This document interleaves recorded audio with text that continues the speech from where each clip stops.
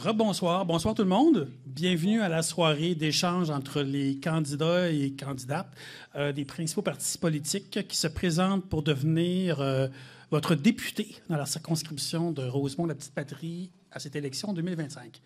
Je tiendrai dans un premier temps à remercier les candidats qui ont accepté l'invitation. M. Boulris du NPD, du Nouveau Parti démocratique, M. Gignac du Bloc québécois et M. Vallée du Parti libéral du Canada. On apprécie vraiment que vous ayez accepté l'invitation. Ça vous permet aussi un exercice démocratique pour les gens de la circonscription. Il y avait deux personnes aussi qu'on a invitées. Mme Laetitia Tachat du Parti conservateur du Canada et M. Benoît Moram du Parti vert du Canada. Ils ont décliné l'invitation. Il y avait d'autres engagements. Malheureusement, on a laissé les cartons, là, mais ils ne sont pas là. Donc, heureux de vous retrouver. C'est une tradition. Je me présente Denis Leclerc. Je suis le directeur de la CDC de Rosemont. La CDC de Rosemont, c'est quoi? C'est la Corporation de développement communautaire de Rosemont, donc le regroupement des organismes communautaires. On a aussi un mandat de centraide de la Ville de Montréal et la santé publique pour faire de la concertation entre les acteurs du quartier en développement social. Et à chaque élection, qu'elle soit municipale, fédérale, provinciale, scolaire à l'époque, on organise des soirées comme ça afin de permettre aux citoyens et citoyennes de rencontrer en un moment précis l'ensemble des candidats qui veulent se prêter à l'exercice. Donc, vous allez avoir l'occasion de poser des questions. Ils vont avoir l'occasion de présenter leurs principales priorités, qui sont les lignes de leur parti aussi. Il y aura un temps informel. On est déjà près de 50 dans la salle, donc on est heureux. Il y a aussi des gens sur le web, donc à Coop TV webtv.coop fait une diffusion en direct sur leur site web. Donc, on salue les gens qui sont là. Et aussi, la captation va être mise en ligne dès demain pour 1 an. Donc, vos propos vont être scrutés attentivement pendant 1 an. On espère que les gens qui ne sont pas présents ici vont pouvoir y participer, assister à ça d'ici les élections du 28 avril. Donc, pourquoi on organise un tel débat? Échange, c'est relativement simple, c'est rendre accessible l'information que les candidats ont auprès de vous. C'est aussi susciter la discussion, l'échange entre les candidats pour voir quelles sont leurs priorités et tout. Et c'est aussi vous entendre sur les enjeux locaux. Donc, souvent, les partis politiques parlent de leurs enjeux nationaux, mais locaux, des fois, c'est moins évident, à moins qu'il y ait des gros enjeux. Mais bon, voilà. Donc, on veut favoriser la participation citoyenne. Si vous avez des gens qui habitent d'autres quartiers qui ont l'intérêt de participer à des soirées comme ça, la majorité des quartiers organisent de telles rencontres. Nous, on organise une dans l'est de Rosemont demain soir parce que les gens qui habitent à l'est de P9 ne sont pas dans la circonscription de Rosemont-la-Petite-Patrie, mais bien dans Hochelaga et maintenant Hochelaga-Rosemont-Est. Donc, on va être là demain soir à l'espace 40e Beaubien. Évidemment, on veut quoi comme rencontre? On veut une soirée conviviale, agréable, sympathique. On n'est pas à l'étape ou à l'époque des engueulades entre les candidats. Donc, on s'attend à ce que vous soyez respectueux entre vous autres et que les citoyens soient respectueux envers des gens qui quand même, prennent le courage de se lancer dans une campagne électorale. C'est pas rien. Donc, on salue votre engagement puis votre ténacité.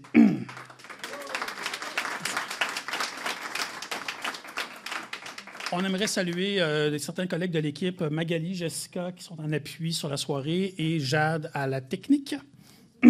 On salue Bernard de cooptv.web. Ouais, j'ai de la misère à soir. La coop webtv.coop. Et boy, je mélange les mots. C'est qu'en fait, je suis un peu perturbé par Ivan Demidov. Ivan Demidov qui nous fait concurrence ce soir parce que le futur Guy Lafleur joue son premier match ce soir au Centre Bell. J'imagine qu'il va compter 2 buts ou avoir 2 passes, on verra bien. Mais sans plus tarder, on va commencer la soirée d'échange, les vraies affaires, les vraies choses qui ne passent qu'une fois aux 4 ans. C'est la soirée d'échange avec les candidats. Donc, comment ça va se dérouler? C'est relativement simple. C'est une soirée qui va finir à 8h30. Peu importe combien de questions vous avez pour les candidats et candidates. Donc, les blocs sont relativement simples. Il va y avoir un premier tour de paroles. Ils vont se présenter, faire leur présentation habituelle. Ensuite, ils vont répondre à une question que je vais leur poser. Ils l'ont eu d'avance, donc ils devraient être capables de donner de la matière. C'est la question que la CDC pose. Ensuite, c'est relativement simple. On ouvre à la salle et aux gens en ligne. Donc, si vous avez des questions, il y a Jessica ici qui peut se promener. Vous faites un signe à Jessica, puis vous allez avoir un petit papier puis un crayon pour noter votre question. Ensuite, je vais piger au hasard les questions au fur et à mesure. Vous aurez 1 minute pour poser votre question. Les candidats auront environ 1 minute et demie pour y répondre à tour de rôle, si c'est votre souhait. Et si il y a 5 questions du même sujet, je vais me donner le droit de refaire une pige afin de favoriser une diversité de sujets, tout comme une diversité de profils des personnes.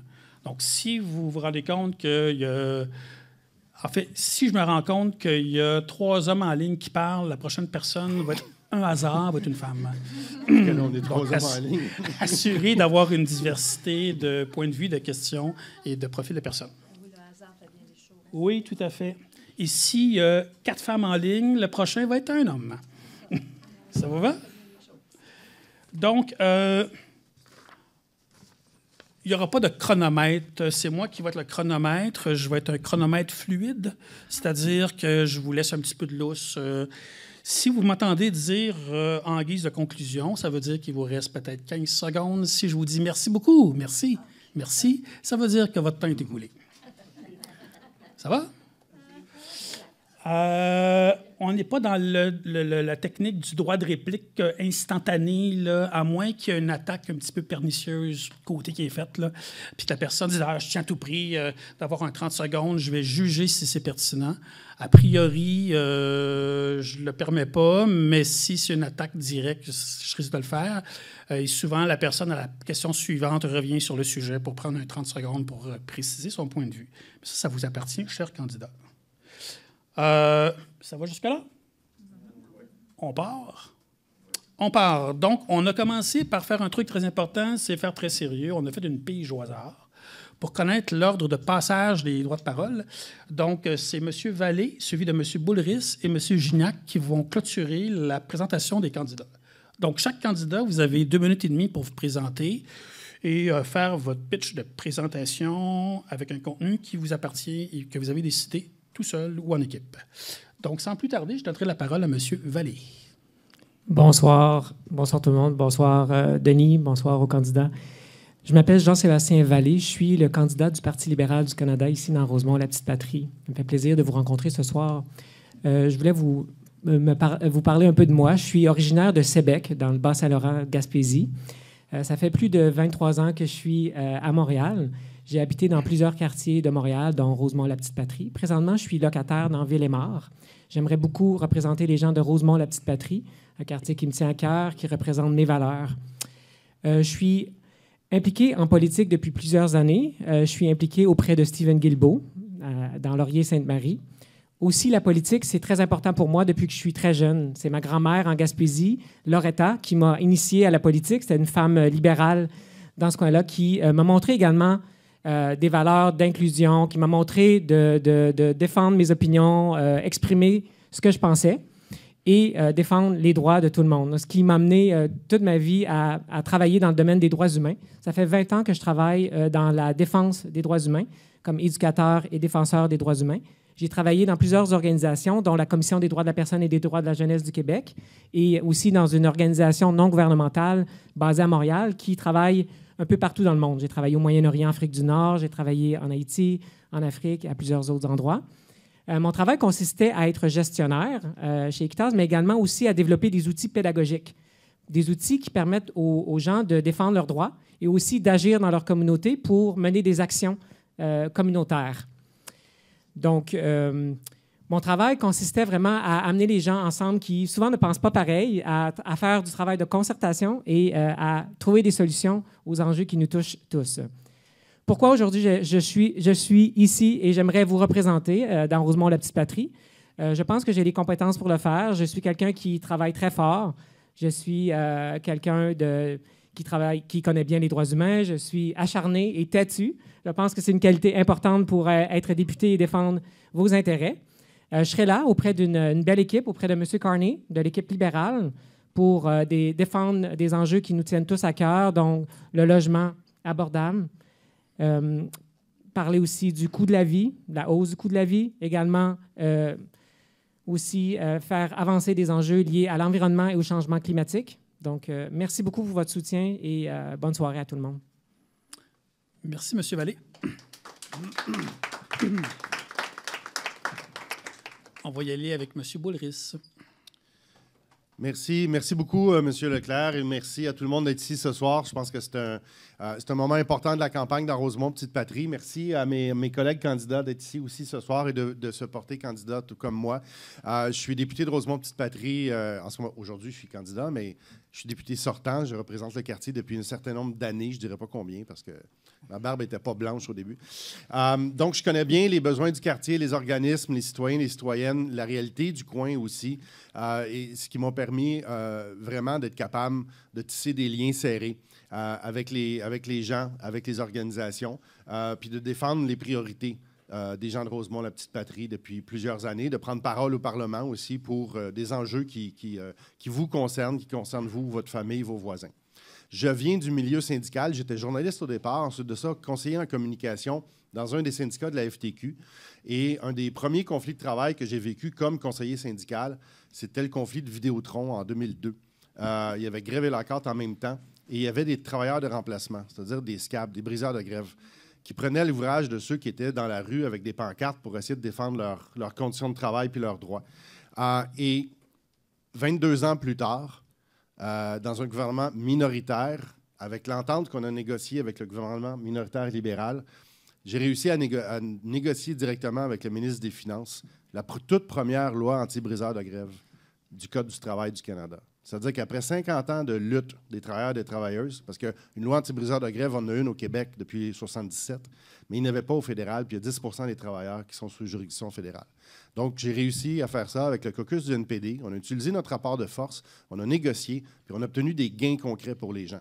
Ça, cette défense-là des travailleurs et des travailleuses, j'en suis très fier, parce que ça fait partie de mes origines, de combats qu'on a menés. Puis là, aujourd'hui, bien, les gens qui travaillent dans des secteurs de télécommunications ou alors des aéroports ou alors des ports, ils vont être protégés grâce à cette loi-là. Puis c'est un gain concret du NPD. Un autre qu'on a fait aussi, puis c'est le point central de la négociation avec le gouvernement minoritaire, c'est d'obtenir des soins dentaires pour les personnes âgées. Nous, on a une vision qui dit la santé, c'est de la tête aux pieds. Puis on s'est dit, c'est pas vrai qu'il y a des bouts de notre corps qui sont assurables puis des bouts de notre corps qui ne sont pas assurables. Puis les yeux, c'était à l'extérieur. Fait que ça a été le premier jalon. Puis aujourd'hui, bien, on voit le résultat concret. Le dernier chiffre que j'ai vu, c'est qu'il y a 1 million de Québécois et Québécoises qui sont inscrits au programme fédéral de soins dentaires. Il y a 532 000 personnes qui se sont faites payer le dentiste grâce au travail du NPD en chambre, directement. Des gens que j'ai vus la semaine dernière qui ont dit que ça faisait 12 ans, M. Boulris, que je n'avais pas été chez le dentiste. Grâce à vous, je me suis fait soigner. Je me suis fait payer une prothèse. Je me suis fait payer un dentier. Des gens qui ont économisé des centaines de dollars, voire des milliers de dollars. En conclusion, M. Boulris? Bien, c'est le genre de travail qu'un député du NPD fait à Ottawa. C'est ça que je veux continuer à faire grâce à votre appui. Merci. Merci, M. Boulris. M. Gignac? Oui, 1, 2 tests, 1, 2 tests. Bonjour tout le monde, content de vous retrouver. Merci d'être présent. Merci pour votre participation. Merci pour mes collègues pour leur présence. Donc, je m'appelle Olivier Gignac. Je représente le Bloc québécois fièrement. Je suis très heureux d'être parmi vous aujourd'hui. Je demeure dans le quartier depuis longtemps. J'y ai travaillé, j'y vis. Et étant donné que nous sommes dans un débat organisé par la CDC de Rosemont, ben, j'ai pensé vous partager 2-3 emplois que j'ai faits dans le milieu communautaire. Pas très loin d'ici, sur la rue Bélanger, 15e avenue, j'ai accompagné des hommes qui se donnaient une deuxième chance après un passage en prison. Je les accompagnais au quotidien, puis je les surveillais, je les observais, je jasais avec eux. J'ai aussi contribué au démarrage d'une entreprise culturelle, une entreprise qui produisait des contenus audio, de la culture, et qu'on a décidé d'incorporer en nos BNL parce qu'on jugeait qu'il n'y a pas juste le profit qui compte, il y a aussi la mission sociale des organisations qui compte. Aujourd'hui, ben, je représente le Bloc québécois, et le Bloc québécois, c'est tout simple. C'est le parti qui a la grande chance de pouvoir se concentrer sur amener des gains pour le Québec, de mettre en priorité les intérêts du peuple québécois et de représenter ses besoins, ses défis, ses aspirations à Ottawa. Aujourd'hui, j'ai l'occasion d'avoir cette posture-là et ça facilite immensément ma tâche parce que je n'ai pas besoin d'être devant vous à tenter de réconcilier, de faire le grand écart entre deux océans. Je peux nous inviter à nous tenir debout et à choisir le Québec. Maintenant, en même temps, je vais regarder le temps. Tout va bien pour le moment. Aujourd'hui, je le constate dans mon porte-à-porte, Trump fait très peur.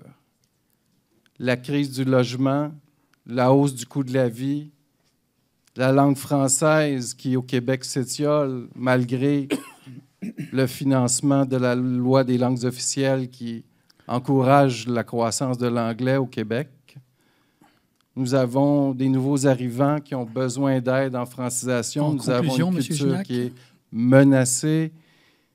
Et si je suis là devant vous, c'est pour vous donner l'option de voter pour un député qui défendra tout cela à Québec. Et je suis ravi d'être là parmi vous aujourd'hui. Merci.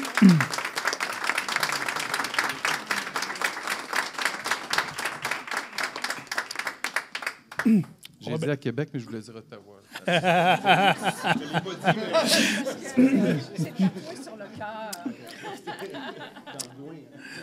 Au moins, c'est pas Washington, fait que c'est bon. On va passer maintenant à la fameuse question qu'on vous a envoyée à l'avance. Une question en 2 volets. Vous avez chacun 3 minutes pour y répondre. Vous répartissez votre temps comme vous voulez entre les deux volets. Le premier volet, c'est relativement simple. C'est, selon vous, c'est quoi l'enjeu spécifique, l'enjeu principal spécifique de Rosemont pour les prochaines années? On vous demande d'en nommer rapidement une deuxième et troisième. Pourquoi? Parce que s'il y a consensus entre la première priorité, bien, on va voir s'il y a une différence entre la deuxième et la troisième en fonction de votre regard. Et le deuxième, voilà la question, c'est concrètement, là, qu'est-ce que vous comptez faire pour le quartier Rosemont? On dit quartier Rosemont parce qu'on sait qu'il y a un débat aussi dans la Petite Patrie, je crois. Fait qu'on y va sur le quartier Rosemont. Qu'est-ce que concrètement vous allez faire? C'est bien beau, là, les lignes de parti et tout, mais concrètement, qu'est-ce que vous allez faire pour le quartier Rosemont? Donc, 2 volets, les priorités, puis ensuite le concrètement. À partir de maintenant, il n'y a plus d'ordre de passage. Ça veut dire, on se regarde, puis il y en a un qui se lance, puis il va. Puis si vous vous lancez deux en même temps, bien là, il va y avoir un petit flottement, puis on va trouver une solution. Donc, qui se lance? Okay. Monsieur Vallée? À vous, Monsieur Vallée. Alors, 3 minutes. Oui. Donc, depuis, au cours des dernières semaines, j'ai parlé à beaucoup de monde partout dans Rosemont. Puis, les gens me parlent, bien sûr, de la crise du logement. C'est la priorité numéro 1. C'est interrelié avec également la hausse du coût de la vie.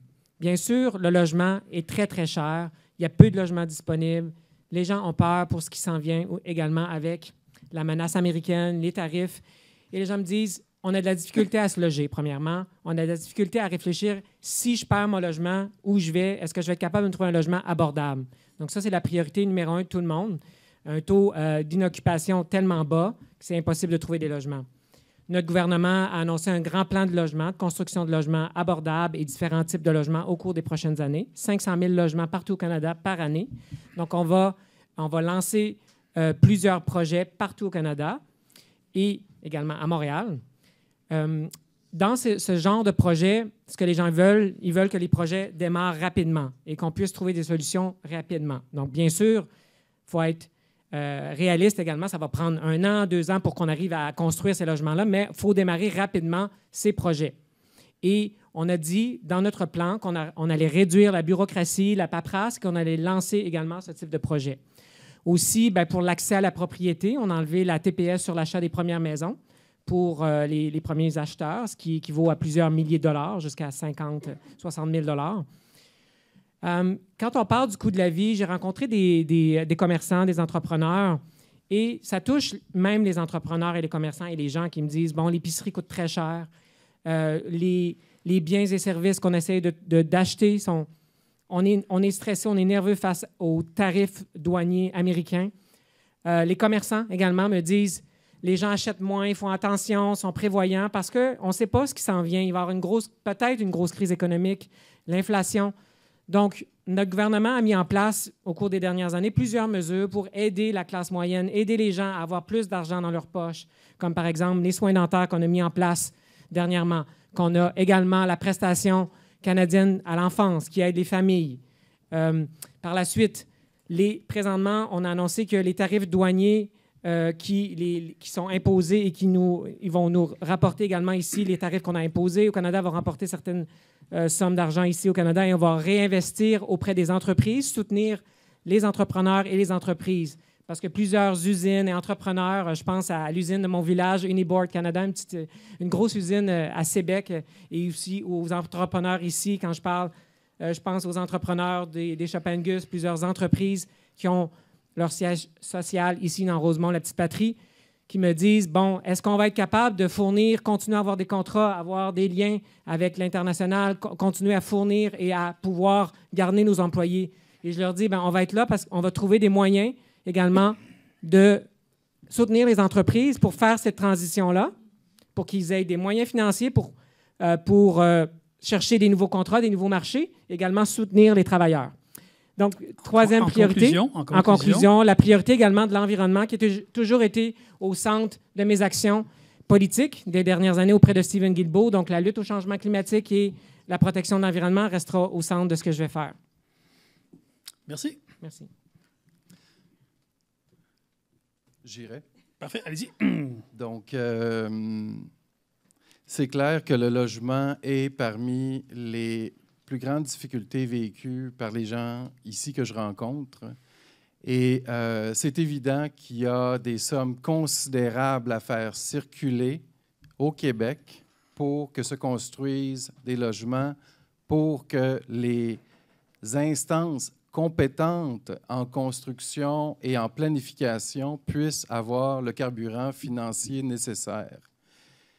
Et ce que je remarque, c'est que le gouvernement sortant a que placé des conditions en contrepartie des fonds octroyés, ce qui a quadruplé, doublé, triplé, ça a augmenté la bureaucratie. Alors, quand j'entends que le parti qui souhaite avoir le pouvoir à Ottawa nous dit qu'il veut accélérer la bureaucratie, ben moi, je demande comment. Moi, j'ai une solution simple, celle du Bloc québécois, celle de transférer les sommes reliées à la construction de logements entre les mains du ministère de l'Habitation, donc du Québec, et que les municipalités puissent jouer pleinement leur rôle dans la planification et tous les éléments pour la construction. Et ça fait en sorte que des lieux qui sont vacants aujourd'hui dans Rosemont, comme devant la SQDC ou coin au 14e et Masson, des lieux qui ont quelque chose à faire. Je voyais sur la Plaza Saint-Hubert des immeubles abandonnés. Tous ces éléments-là, le fédéral, il n'a aucune idée de ça. Il ne sait pas comment gérer ça. C'est les instances locales qui doivent gagner les sous que Ottawa souhaite justement investir, mettre de l'avant. Merci. Et étant donné que j'ai pris beaucoup de temps dans cette salve, j'irai vers la santé. J'irai vers la santé. L'hôpital Maisonneuve-Rosemont, ça n'a pas d'allure ce qui se passe là. Le comité des usagers m'a dit qu'ils doivent ramasser eux-mêmes les mégots de cigarettes. Ils n'ont pas de garde de sécurité. Les transferts en santé, ça fait longtemps que le gouvernement fédéral les promet. Il nous livre des miettes. Puis après, le gouvernement du Québec est obligé de devoir composer avec des choix difficiles qui nous impactent tous parce que nous sommes tous usagers à un moment ou à un autre de notre vie des centres hospitaliers, des soins.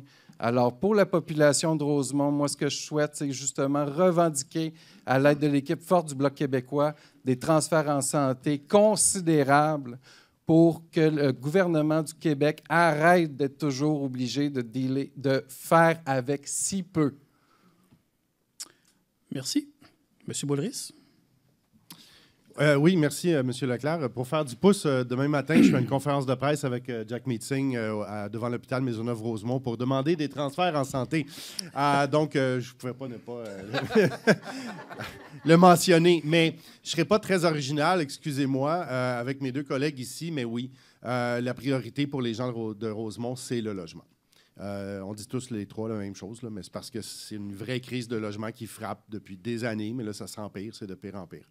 Il y a aussi, évidemment, le coût du panier d'épicerie avec l'inflation, les enjeux de transport en commun notamment, qui sont importants pour les gens du quartier. Mais je vais prendre principalement mon temps pour vous parler du logement. Parce que nous, ce qu'on met de l'avant au NPD, c'est qu'on doit utiliser les terrains fédéraux pour bâtir du logement social, communautaire, des coopératives d'habitation. On a beaucoup d'espaces qui appartiennent au gouvernement fédéral qui sont mal utilisés. Justement, avec Jack Meat, il y a 2 semaines, on était dans le centre-ville, le bassin Peel. Il y a 4 ans, on a demandé que ça soit utilisé pour construire des logements que les gens peuvent se payer. 4 ans plus tard, sous un gouvernement libéral, il s'est passé à rien pantoute. Alors, toujours vide, toujours pas accessible.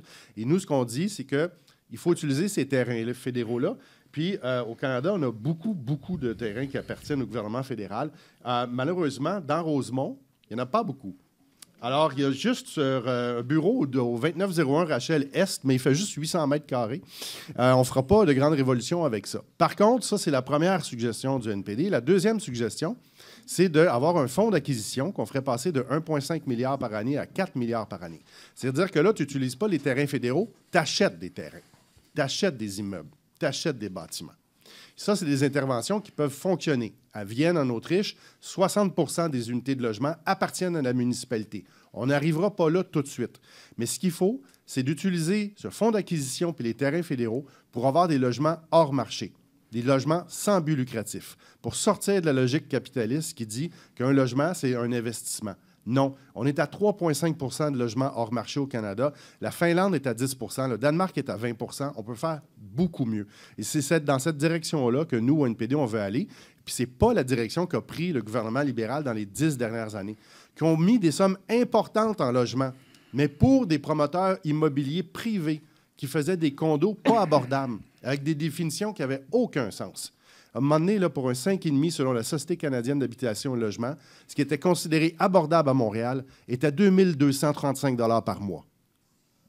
Ça n'a aucun sens. Il faut avoir des logements que les gens sont capables de se payer sous un modèle d'un logement social, de coopérative d'habitation où là, les gens sont réellement protégés et pas à la merci des géants de l'immobilier qui achètent des blocs, qui mettent le monde dehors avec des rénovictions, puis après ça, qui montent le coût des loyers. Ça, nous autres, on veut arrêter ça. Et je m'arrête là. Merci, M. Baudris. On a de l'avance sur l'horaire parce qu'il y a moins de candidats présents, donc je vais me permettre de vous relancer une question. Parce qu'en fait, vous avez répondu grosso modo à la question des priorités, appuyé fortement de vos positions de parti. Mais j'aimerais entendre la personne, le candidat, parce qu'évidemment, vous arrivez dans une circonscription, j'espère que vous avez une coupe d'engagement au niveau local, vous avez un regard sur le quartier. On ne s'attend pas à ce que vous ayez un regard aussi étayé qu'un député sortant depuis de nombreuses années. Ça, évidemment, c'est tout à fait compréhensible, mais je vais revenir avec le deuxième volet de la question qui était, concrètement, qu'est-ce que vous allez faire pour le quartier? Qu'est-ce que vous avez l'intention de faire? On ne vous demande pas, là, évidemment, un engagement d'investir 1 milliard pour l'hôpital de Maisonneuve-Rosemont nécessairement, mais vous, comme député, vous allez vous battre pourquoi? Là? Vous allez vous démener pourquoi? Donc, j'aimerais vous entendre pendant 1 minute et demie chacun, parce qu'en fait, j'avais divisé la question en 2 volets. Vous avez pris, grosso modo, un volet pour répondre pendant 3 minutes pour plugger les lignes de votre parti. C'est tout à fait légitime puis correct, mais j'aimerais entendre le candidat devant des gens de quartier au niveau local. Qu'est-ce que vous allez faire? Votre posture va être quoi? À vous la parole. Oui, concrètement, j'y vais. D'accord. Alors, Monsieur c'est une bonne question. Comme vous dites, on commence ici, dans Rosemont-la-Petite-Patrie. On s'est penché sur cette question. Réfléchir. Tout au long de ma carrière, j'ai beaucoup mis de l'avant la concertation et l'écoute des gens. Ma première action concrète, je pense, qui est très importante, c'est de m'asseoir avec les différents acteurs pour bien connaître la situation sur le logement. Les acteurs communautaires, également les acteurs municipaux, provinciaux, analyser, comme M. Baudris a dit, les logements, les terrains disponibles. C'est une mesure qu'on a annoncée dans notre plan pour le logement pour reprendre des terrains fédéraux comme on disait, dans Rosemont-la-Petite-Patrie, il n'y a peut-être pas de terrains fédéraux disponibles pour le moment, mais quel édifice, quel lieu. Donc ça aussi, c'était quelque chose qu'on avait en tête, de regarder avec les groupes et faire un mapping, une cartographie de où on en est, une bonne consultation, de comprendre la situation et de travailler ensemble. Pour moi, le travail d'équipe, de collaboration est primordial. Je ne peux pas m'en aller seul en train de décider tel projet va avoir lieu à tel endroit. Bien sûr, c'est un travail d'équipe que je veux mener et mettre ça de l'avant. Concrètement également, je pense que les communications régulières avec les résidentes de Rosemont-la-Petite-Patrie vont être centrales dans mon travail, de bien informer les gens au fur et à mesure, de m'assurer de vulgariser ce qu'on fait, d'aider les gens à trouver les bonnes subventions, les bons moyens, les bons réseaux d'aide au gouvernement. C'est ce que j'ai fait depuis des années, vulgariser, trouver les moyens d'outiller les gens lorsqu'il y a une question précise sur des enjeux de logement, des enjeux de droits humains, des enjeux d'accès à des subventions, etc. Donc, c'est ce que je veux faire, m'assurer que ce soit très simple pour les citoyens d'avoir accès aux services et aux différents programmes fédéraux. Donc, ce sont quelques mesures concrètes que j'aimerais mettre de l'avant en début de mon mandat. Parfait. Merci, M. Vallée. M. Boulris? Oui, effectivement. Nous, je veux juste continuer rapidement sur le logement, mais il y a beaucoup de coopératives d'habitation dans Rosemont-Petite-Patrie puis dans Rosemont, puis c'est une bonne chose. Nous, moi puis mon équipe, depuis le début de l'année, toutes les 3 fois par semaine, on appelait les gens, puis on leur demandait c'était quoi leur situation par rapport au logement. Il y avait des gens qui s'accrochaient désespérément à leur bail parce que s'ils déménagent, le coût va exploser. Il y a des gens qui avaient peur de devoir quitter le quartier. Il y a des gens qui étaient très bien, puis ils avaient fini de payer leur hypothèque, puis bon, ils étaient dans une bonne situation. Puis il y a des gens qui étaient dans une coopérative d'habitation, où là aussi, ils sont protégés. Puis c'est un modèle qu'on veut continuer de mettre de l'avant.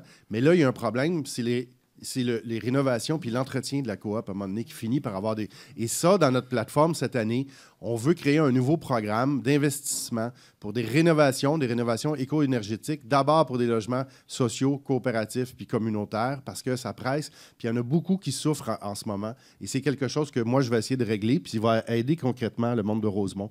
J'ai parlé tantôt du transport en commun, du transport collectif. Et là, ça va pas avoir l'air concret, là. Mais le fédéral, il investit dans le transport en commun uniquement pour les agrandissements, les nouveaux projets puis le développement. Il n'investit pas pour les coûts d'exploitation puis les coûts d'opération de la STM. Ça paraît pas, ça. Mais si on n'a pas un réseau d'autobus puis de métro qui est bien entretenu puis les gens qui peuvent en profiter, mais c'est juste du flafla pour faire une belle annonce, pour dire qu'on a un nouveau projet. Puis les libéraux ont toujours maintenu cette perspective-là. Alors que nous, on pense que le fédéral doit investir pour être capable de maintenir les réseaux existants. Parce qu'on le voit, là, il y a de l'eau qui coule partout, ça craque, puis ça empêche de donner un bon service aux gens de Rosemont-la-Petite-Patrie, le sous-financement du transport en commun par le gouvernement fédéral. Merci, M. Boulris. M. Gignac? Oui, je vous remercie, M. Leclerc, de poser la question. Si les gens de Rosemont venaient à me choisir, ils choisiraient quel type de député, quel genre de député et quelle serait mon approche de façon générale. Eh bien, moi, le rôle d'un député, c'est quelqu'un qui est capable de faciliter les mises en relation des acteurs les plus importants pour régler les défis concrètement. Autrement dit, il y a 1001 choses qu'on peut faire à Ottawa pour changer les lois, pour faciliter les éléments de la vie. Par contre, quand quelqu'un rentre dans le bureau avec une problématique concrète, bien, la question se pose différemment. Elle ne se pose peut-être pas juste dans un projet de loi. Elle se pose, pour moi, à prendre le téléphone, à contacter le bureau de la mairie, à contacter les instances qui puissent avoir un impact, à référer aux bons organismes communautaires, à utiliser les fonds discrétionnaires du député fédéral pour encourager le soutien financier à des organismes locaux. Là, le comté est très, très large.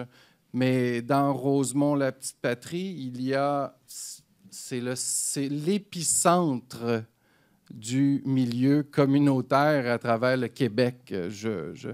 Je vous le signifie, vous êtes nombreux à connaître toutes les ressources qui existent. Pour moi, un citoyen de Rosemont-la-Petite-Patrie, il est pris en charge par la communauté et le député fédéral a ce rôle-là d'assister et de mettre en relation pour que les problématiques puissent être résolues. Donc, ça, c'est une des parties pour lesquelles je vois mon rôle de député. Ah, bon, on pourrait peut-être s'arrêter là. Oui, tout à fait, c'est une bonne idée. Peut-être s'arrêter merci, là pour merci, celle-ci. merci, M. Oui, Gignac. voilà. Oui. Vous aviez débordé un petit peu. Oui, merci. Merci. On va passer maintenant à la période de questions des gens dans la salle ou en ligne. Donc, en ligne, n'hésitez pas à écrire dans le chat et une collègue va ramasser votre question et peut-être vous serez pigé au hasard. Donc, c'est bon signe. Il y a déjà quand même plusieurs papiers jaunes. Jaune n'est pas la couleur d'un parti politique, donc on n'a pas de biais. Première ici. Je ne la lirai pas au complet parce qu'en fait, la personne est dans la salle, donc j'inviterai la personne à venir au micro puis poser sa question. La question est de Mme Hélène Pinchot. Mme Pinchot, vous pouvez vous approcher du micro.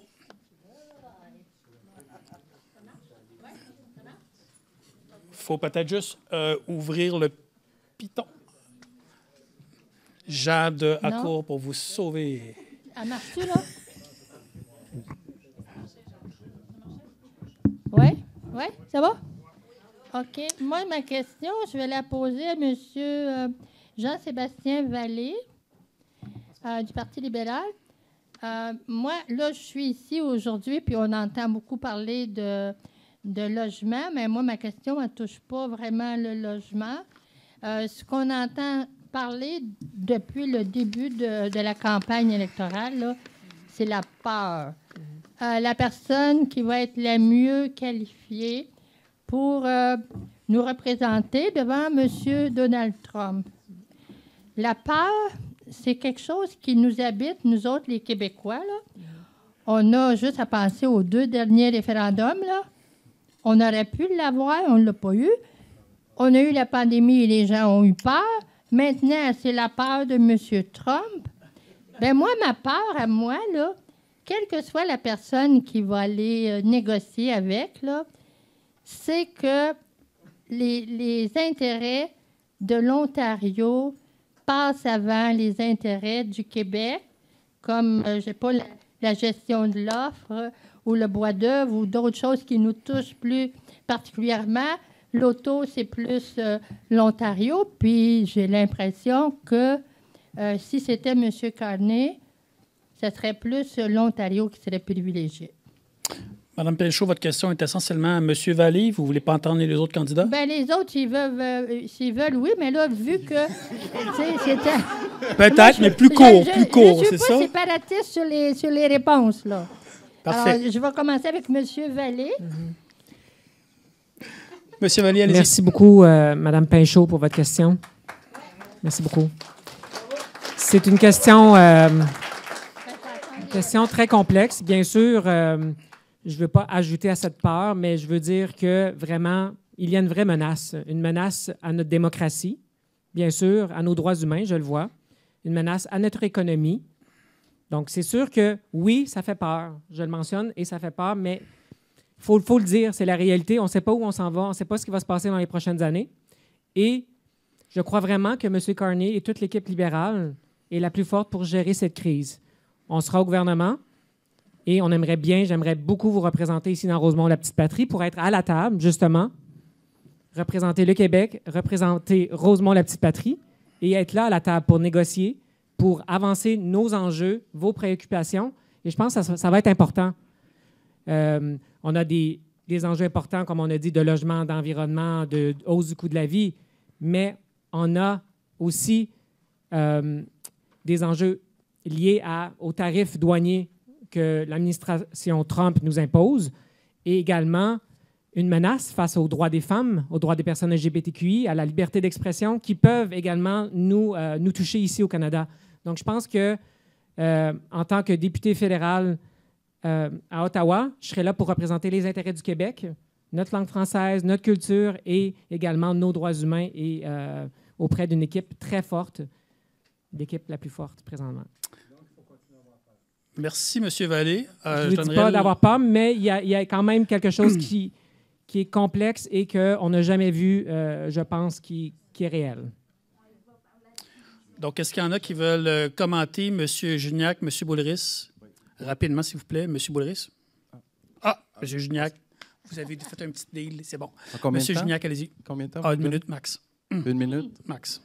Merci pour votre question, Mme Pinchot. C'est incontournable et c'est la raison, c'est la priorité du Bloc québécois et c'est la priorité en choisissant un député du Bloc québécois.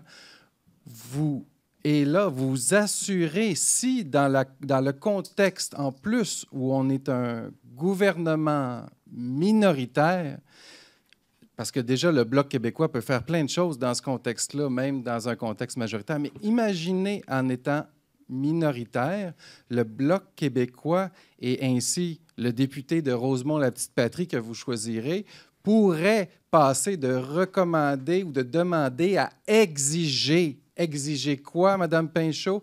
Exiger que le gouvernement du Québec sélectionne des gens qui seront à la table de négociation lors des prochaines négociations d'entente commerciale. Et c'est ça qui va faire la différence entre la prise en compte des intérêts du Québec ou la prise en compte des intérêts du reste du Canada. C'est pas compliqué. Comment pensez-vous qu'un député du Parti libéral arrive à Ottawa puis va demander à son chef de dire « Ouais, ce serait le fun que tu tiennes compte de ce qui se passe au Québec. » Ça ne se passera pas comme ça. Ça ne se passera pas comme ça. Il va falloir exiger, puis c'est pour ça que l'option que vous avez pour ça, c'est de voter Bloc québécois et de choisir le Québec. Monsieur Boulris. Merci. C'est une excellente question. Moi, ma réponse serait il faut envoyer des Québécois et des Québécoises à Ottawa qui sont forts, qui savent comment que ça marche, qui sont capables de se tenir debout, peu importe leur couleur politique. Et vous allez m'entendre, et vous m'entendez déjà sur les menaces de Trump, parle toujours du bois d'œuvre, je parle toujours de l'aluminium. Si on envoie Ruth-Hélène Brossio, qui a été représentante porte-parole pour l'agriculture, c'est quelqu'un qui va défendre la gestion de l'offre. Le NPD, on a toujours défendu la gestion de l'offre qui est essentielle au Québec. Mais moi, j'amène quelque chose de plus. Une des craintes que j'ai, c'est pas juste les 3 choses dont on vient de parler, c'est notre eau, c'est nos lacs puis nos rivières. Et on s'est engagé, la NPD, puis on est le seul parti à l'avoir fait jusqu'à présent, à déposer un projet de loi pour interdire l'exportation de l'eau en vrac aux États-Unis. Parce qu'il y a 20 de l'eau potable au monde qui est entre les Grands Lacs puis le golfe du Saint-Laurent. Puis pour moi, c'est une richesse immense. Et c'est aussi une grosse menace parce que les Américains vont avoir soif bientôt. Puis avec les changements climatiques, ça ne va pas s'améliorer. Donc, oui, il y a tous les thèmes qui sont super importants. Il y a plein de jobs là-dedans. Mais nous autres, on amène quelque chose de plus, c'est la protection de l'eau. Bon, ben merci. Merci, M. Boulris. Est-ce que je peux ajouter un petit quelque chose? Non, au prochain tour. Ça a pris une question pour que M. Trump s'invite à la soirée. Hein? Ça n'a pas été long. J'imagine qu'en campagne, vous l'entendez beaucoup. On va y aller avec une deuxième question. OK.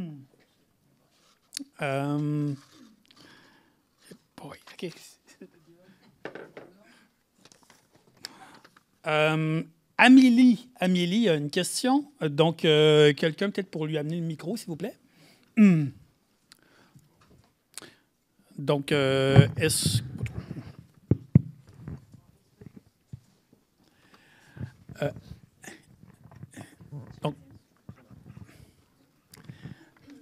Moi, la question est pour M. Boulris. Monsieur Boulris, on sait tous ici que votre parti est vraiment bon dans les sondages. Pardon. Je voulais savoir, est-ce que le parti NPD ne sera possiblement pas un parti officiel si on se fie au sondage? Est-ce que si M. Singh quitte ses fonctions, est-ce que vous pensez peut-être, et advenant que vous gagnez, est-ce que vous pensez peut-être à prendre la chefferie, aller à la course à la chefferie du PQ? Je pense qu'ils ont déjà un chef. Du NPD. Donc, du NPD. J'ai trop de PQ dans la tête. Parce que oui. La question est complète, Amélie? Oui. Parfait. Monsieur Boulris? Merci beaucoup pour la question, Amélie, ce qui me permet de parler des sondages. Moi, je prends toujours ça avec un grain de sel. En 2011, on me donnait perdant ici dans Rosemont, Petite Patrie, puis j'ai gagné par une majorité de 20 %. Donc, il faut faire attention, surtout avec les sites de projection, là, parce qu'ils prennent des sondages. Puis là, ils essaient de faire mettre ça localement, qu'est-ce que ça peut donner. C'est pas toujours très exact. Puis on verra le 28 avril, c'est va être quoi la situation du Parti libéral, du Bloc, du NPD, où est-ce qu'on va être. Moi, je me présente ici pas pour dire je veux devenir chef de quoi que ce soit, ou alors que M. Singh doit être remplacé ou partir, ou combien de députés le NPD va avoir. Est-ce qu'on va avoir la balance du pouvoir encore ou pas? Je le sais pas. Moi, ce que je veux, c'est de continuer à représenter le monde de Rosemont, Petite Patrie. Puis après ça, au Parlement, mais qu'on soit 6 NPD ou 60 NPD ou 160 NPD, mais je vais faire ma job de toute façon. Et c'est pour ça que je suis ici devant vous ce soir. C'est pour dire que j'aime le quartier, j'aime le monde du quartier. C'est une vitalité incroyable. Puis peu importe combien de députés NPD il va y avoir à Ottawa, moi, je vais faire ma job.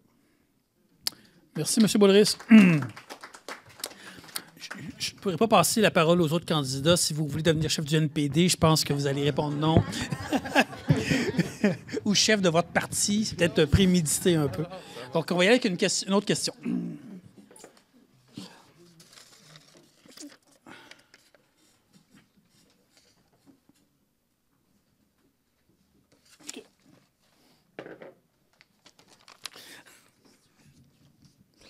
Donc, la question, c'est Daniel qui va poser une question aux 3 candidats. Bonjour à vous. Moi, c'est Daniel. Je me présente tout de suite. Je suis un peu l'intrus ici dans la pièce parce que je ne vote pas dans Rosemont, la Petite Patrie. Je suis dans le comté voisin de Laurier-Sainte-Marie. Et la question, en fait, j'ai été inspiré un peu par le message que M. Boulris a fait ce matin sur Facebook. Excusez-moi. Parce que de ce que j'ai compris que vous avez dit dans ce message-là et que vous militez lorsque vous faites vos rassemblements de campagne, vous demandez, et c'est ce que M. Singh demande aussi, aux Canadiens d'élire le plus grand nombre de députés NPD à travers le pays. Je voudrais quand même en profiter de votre présence à tous les 3 pour vous demander, dans la mesure où vous êtes élu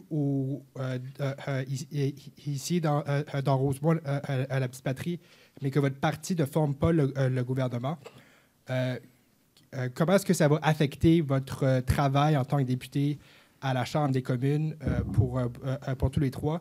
Comment est-ce que vous vous engagez à représenter le comté du mieux que vous pouvez si votre parti est dans l'opposition?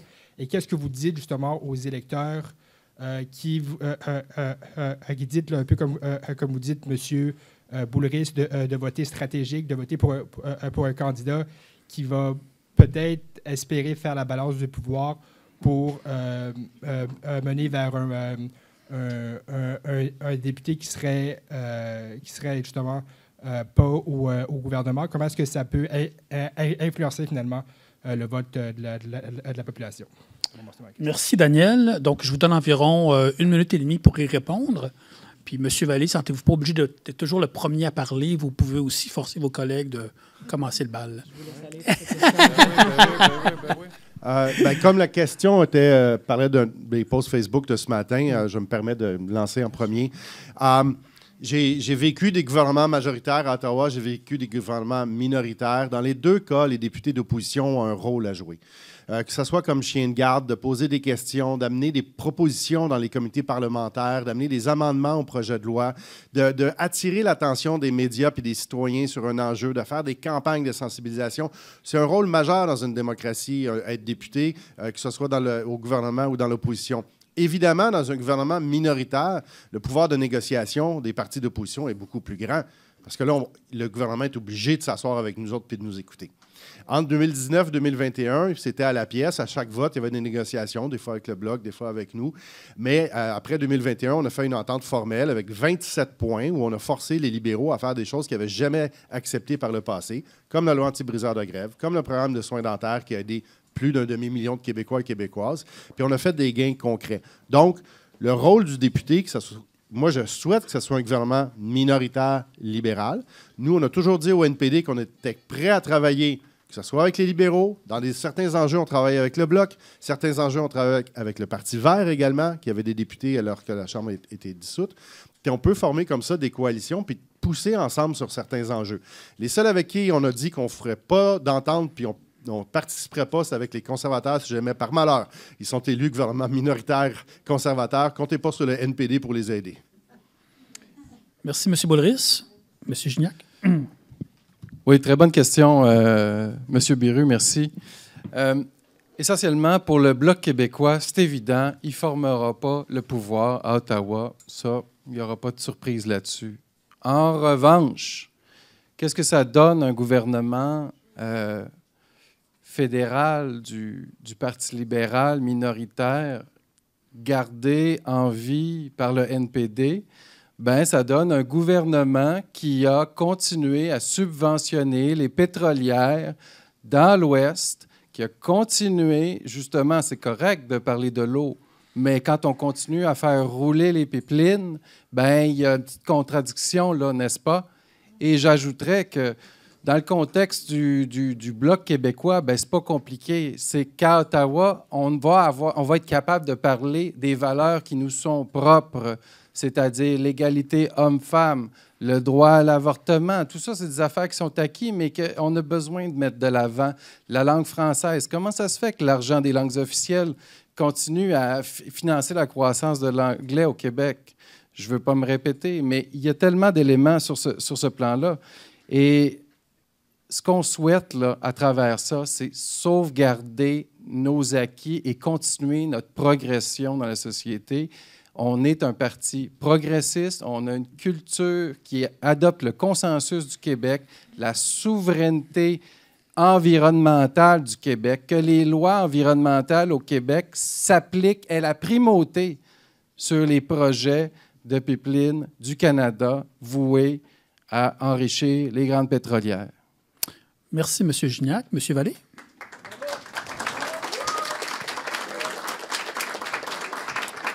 Merci pour la question.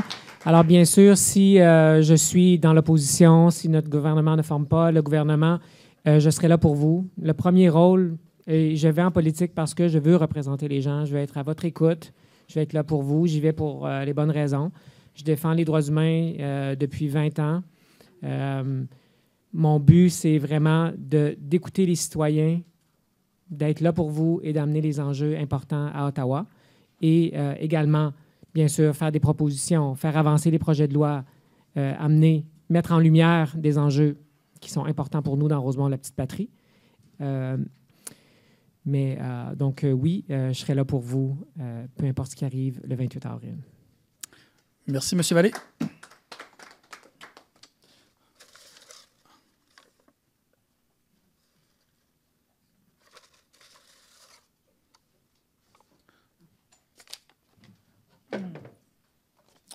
Longue question sur le logement. Donc, je vais demander à Sonia Mercier de venir poser sa question sur le logement.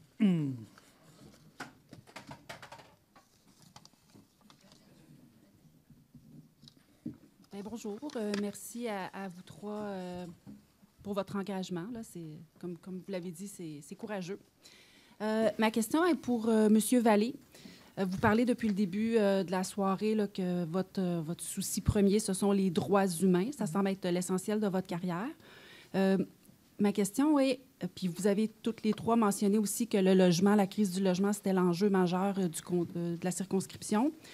Comment vous justifiez le fait que vous faites partie, que vous avez une affiliation avec un parti politique dont celui qui est à sa tête, M. Carney, est reconnu pour avoir eu ou avoir une entreprise qui est reconnue pour avoir racheté des immeubles puis évincer des locataires. Comment vous conciliez ces deux éléments-là avec le droit humain, l'enjeu principal du quartier, puis votre affiliation avec cet homme qui vraisemblablement a comme critère premier d'enrichir les plus riches? Merci beaucoup pour votre question. Je voulais vous dire que oui, j'ai à cœur les droits humains de tout le monde. C'est ma carrière, c'est la défense des droits humains. Je suis nouveau dans ce parti et je suis très, très honoré et très content d'être auprès de M. Carney, qui a des compétences en économie, des compétences incroyables pour mener notre pays vers le succès et s'assurer que l'on réagisse face aux menaces américaines, justement, et que l'on puisse développer notre économie de façon adéquate, mais aussi qu'on puisse s'assurer de respecter les droits humains au Canada, les droits des femmes, les droits des locataires et les droits de tout le monde. Et je serai là pour emmener cette voie-là, bien sûr, Mme Mercier, oui. Mais c'est ça, vous parlez beaucoup des compétences de M. Carney par rapport à l'économie. Ça, je pense que tout le monde le sait, mais c'est peut-être... Est-ce que ce sont ses seules compétences? Vous, comment vous allez pouvoir faire valoir votre...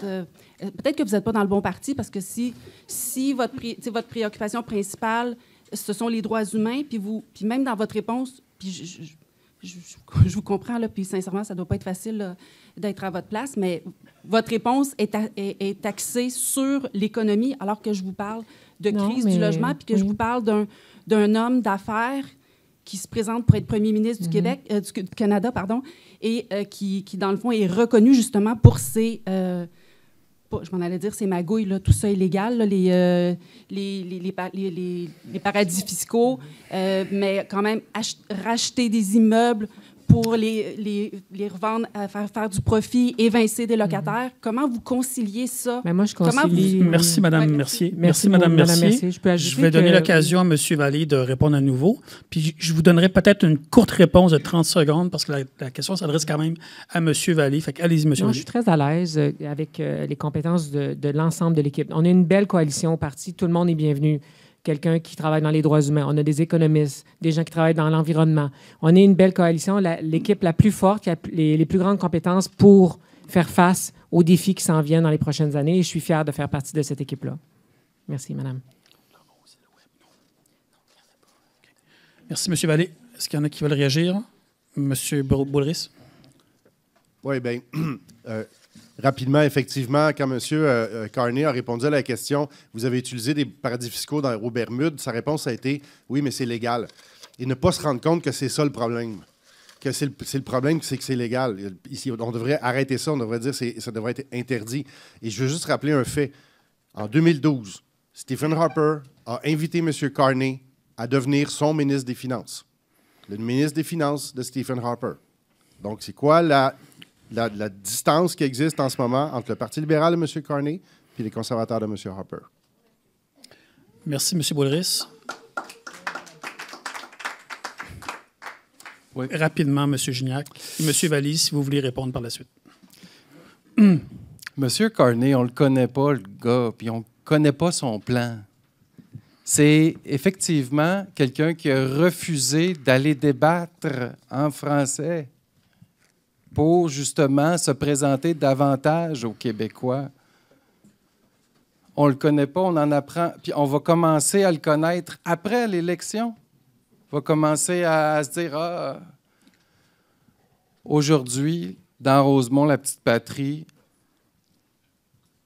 à travers ma candidature, à travers le Bloc québécois, on a une équipe qu'on connaît à travers le Québec. On a un chef, Yves-François Blanchet, qui est en maîtrise des dossiers. Surveillons mercredi soir le débat.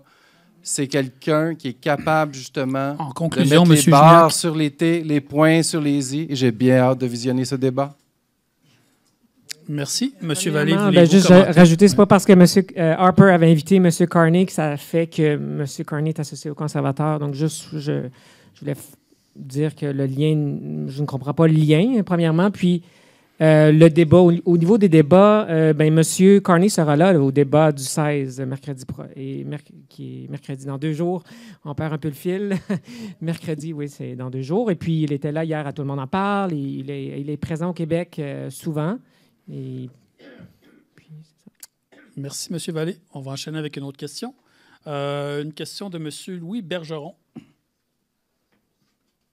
concernant M. Louis Bergeron.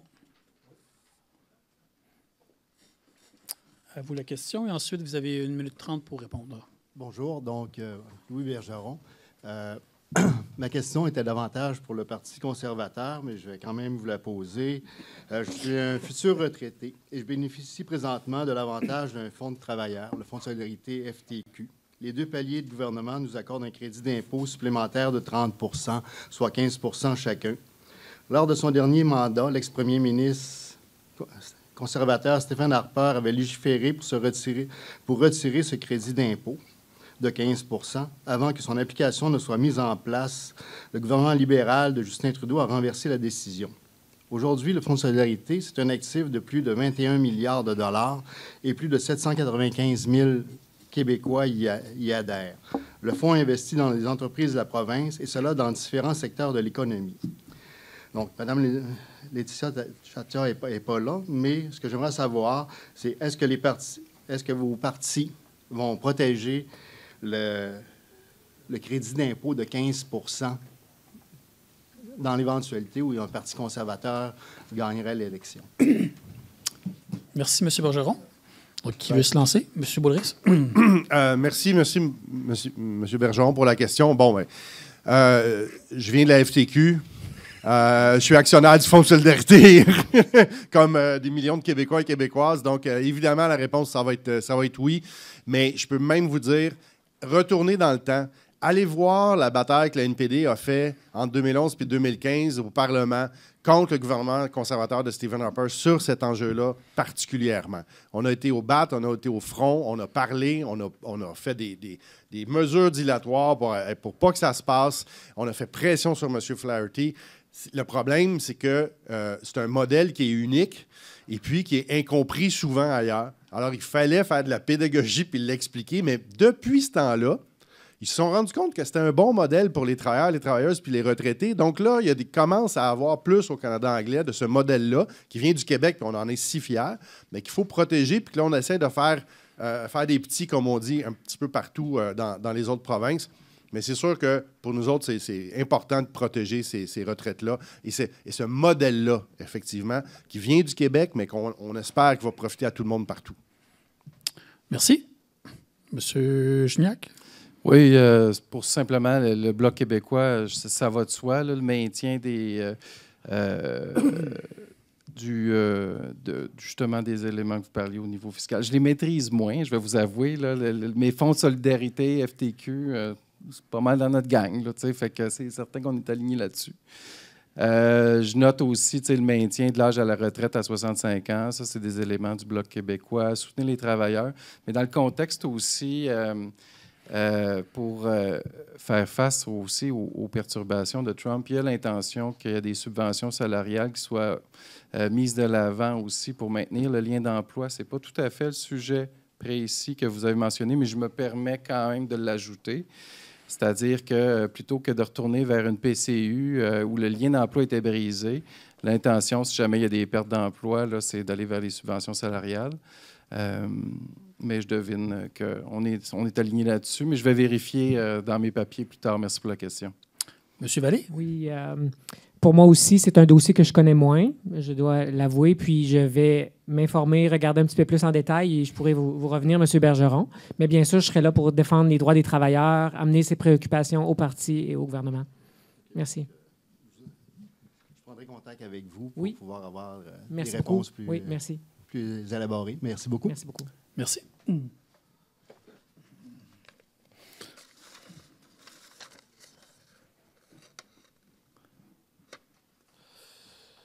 Une question de M. Jean-Claude Savoie. Jean-Pierre Lavoie. Bon,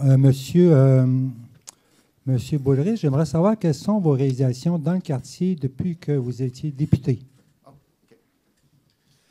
Bien, merci beaucoup pour la question. Je suis très heureux de pouvoir répondre à ça. Depuis plusieurs années, dans le quartier, on pose des gestes qui sont dans l'objectif de participation citoyenne puis d'être un député accessible puis proche des gens.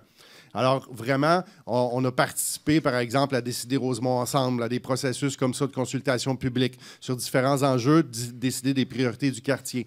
2 fois par année, on organise des assemblées publiques aussi avec tous les nouveaux citoyens et citoyennes pour leur donner accès à leurs députés, qui puissent passer 2 heures avec moi, qui puissent me poser des questions, puis qui puissent avoir un contact qui est réel.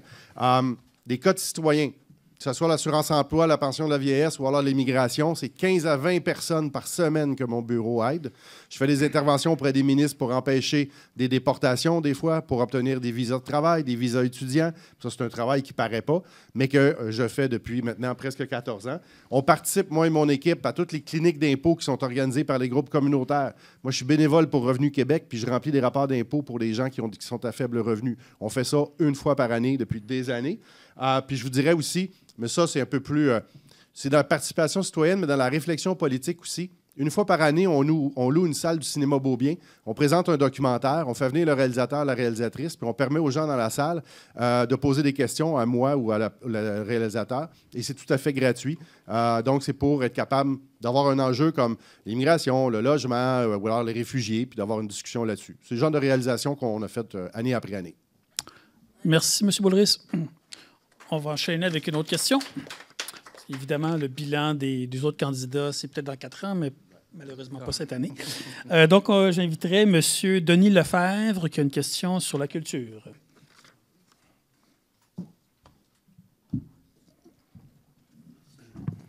Bonsoir. Sujet brûlant de l'actualité, hein, les arts et la culture, on en parle tellement dans cette campagne électorale, c'est fantastique.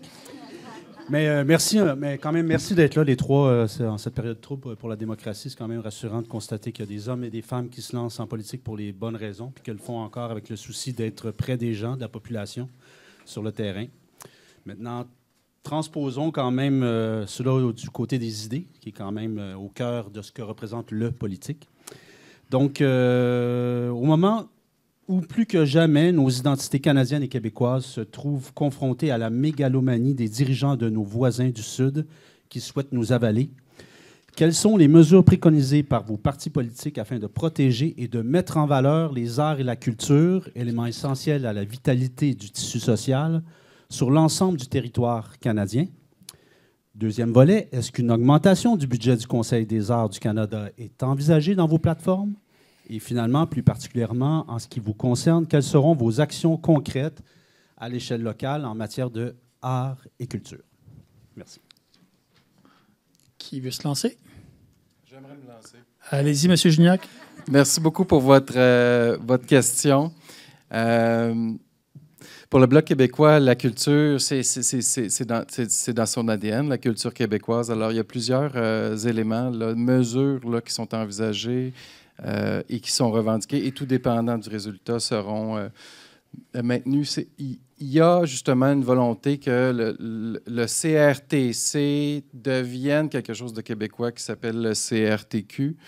On va s'opposer à l'annulation des taxes sur les services numériques là, qui sont réclamées par Donald Trump, ça va de soi. On veut une bonification substantielle des financements en culture. Puis, on veut que la culture francophone reçoive une part plus grande, 40 % de tout financement fédéral, que aussi cet argent-là est vers des organismes qui diffusent et qui, justement, soutiennent des artistes d'ici. Donc, on veut ajouter des critères pour, justement, que les fonds circulent pour soutenir. On veut aussi, par exemple, que dans les droits musicaux, qu'il y ait des crédits d'impôt pour les publicités ou les organisations qui utilisent de la musique québécoise. Donc, les royautés, finalement, payées à l'artiste seraient déduites du rapport d'impôt. Ce seraient des déductions fiscales par la suite. On veut aussi que, dans les arts de la scène, il y ait que la TPS soit remplacée par quelque chose qui va dans un fonds qui est pour soutenir des éléments de culture. Puis on souhaite que, justement, pour Radio-Canada, il y ait plus de fonds, qu'il y ait une plus grande indépendance entre Radio-Canada anglais et français, et que, finalement, des éléments d'accessibilité comme que Tout.tv, par exemple, ou d'autres chaînes spécialisées puissent être accessibles gratuitement Donc, tout ça, c'est des éléments qui, pour le Bloc québécois, ça va de soi. La culture, notre culture, on veut la mettre de l'avant, on veut l'encourager. Puis je vous remercie encore pour cette question-là.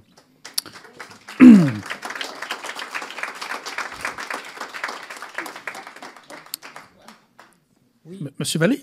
Oui, je voudrais tout d'abord vous dire que les arts et la culture sont très, très importants pour moi. J'ai travaillé chez Copybec. C'est une organisation de défense des droits des auteurs et des artistes en arts visuels. Donc, on gérait des millions de dollars en redevances pour les artistes et les auteurs. Donc, ça a toujours été une préoccupation qui est très, très importante près de mon cœur. Et puis, pour le gouvernement libéral, on vient de faire différentes annonces dont peut-être vous avez entendu parler pour Radio-Canada, CBC. Pour s'assurer de renforcer notre diffuseur public partout au Canada, s'assurer que notre liberté de presse soit toujours plus forte au Canada et que nos médias régionaux, francophones, anglophones, partout au Canada, soient très forts et qu'on puisse faire rayonner notre culture canadienne et notre identité canadienne. Le français également est très important pour nous et nous continuerons à promouvoir la langue française partout au Canada à travers différents programmes. Le Conseil des arts et des lettres, vous avez demandé cette partie-là au niveau du Conseil des arts et des lettres. Bon, notre plateforme n'est pas encore sortie, sortira bientôt et il n'y a pas d'annonce précise encore sur ça, mais j'espère que ça viendra très bientôt et qu'on aura plus de détails précisément sur le Conseil des arts et des lettres. Mais sur CBC Radio-Canada, on a une grande annonce et avec plusieurs 150 millions de dollars là, présentement pour renforcer Radio-Canada. Merci. Monsieur Boulris? Oui, merci beaucoup pour cette importante question qui, effectivement, n'est pas sur le radar de beaucoup de médias en ce moment, malheureusement. Moi, personnellement, je viens d'une famille d'artistes. Je suis le seul qui a mal viré en devenant politicien. Mais donc, j'ai grandi pas mal dans ce milieu-là. Sur le Conseil des arts et le financement, c'est sûr qu'il ne faut pas avoir de gel, parce qu'on sait qu'un gel, en fait, ça veut dire une coupe. Parce que si on ne suit pas l'inflation, mais ça fait de la pression à la baisse. Là. Pour nous autres, c'est clair qu'il ne faut pas avoir de gel. Je n'ai pas le chiffre, par contre, de l'augmentation, parce que notre plateforme non plus n'est pas sortie, donc je ne vais pas dire n'importe quoi. L'autre chose pour moi qui est primordiale, par contre, puis ça, on l'avait bien vu avec le projet de loi C10 ou C11, là, ça a changé à un moment donné entre deux élections, c'est que les productions cinématographiques puis télévisuelles, qui sont aussi l'âme de la nation. Hein. On se rassemblait tous autour de la télévision, puis on regardait les mêmes émissions quand on était plus petits, puis avec nos enfants, puis avec nos parents des fois. Puis il n'y a plus ça. Donc, sur les nouveaux diffuseurs numériques, il faut qu'il y ait une obligation de découvrabilité. C'est pas juste de financer l'émission, la série puis le film, c'est qu'il faut que la personne, nos adolescents, quand ils vont sur l'iPhone ou l'iPad, qu'ils voient cette offre-là, francophone, québécoise. Puis en ce moment, c'est dur à trouver. Et on a une grosse bataille à faire avec les géants du web puis ces diffuseurs numériques pour qu'on puisse voir nos œuvres qui parlent de nos histoires ici au Québec puis en français.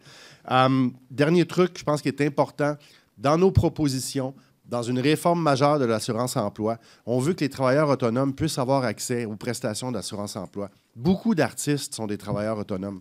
Puis en ce moment, il n'y a pas moyen d'avoir de chèque si jamais tu es entre deux contrats puis si tu perds ta job. Et pour nous autres, c'est très important, c'est une aide concrète. Puis sinon, bien, comme député, bien, on peut, avec de la publicité, aider des compagnies de théâtre, être présent à des événements. J'étais au lancement du Festival du Jamais Lu aux Écuries, juste avant le déclenchement des élections. C'est le genre de choses que je veux continuer dans l'avenir aussi. Merci. On enchaîne avec d'autres questions. Le bol est plein de questions. On est rendu à peu près à mi-parcours dans les questions du public. J'en amène une autre sur le logement de la part de Louise. Une question très, très, très concrète.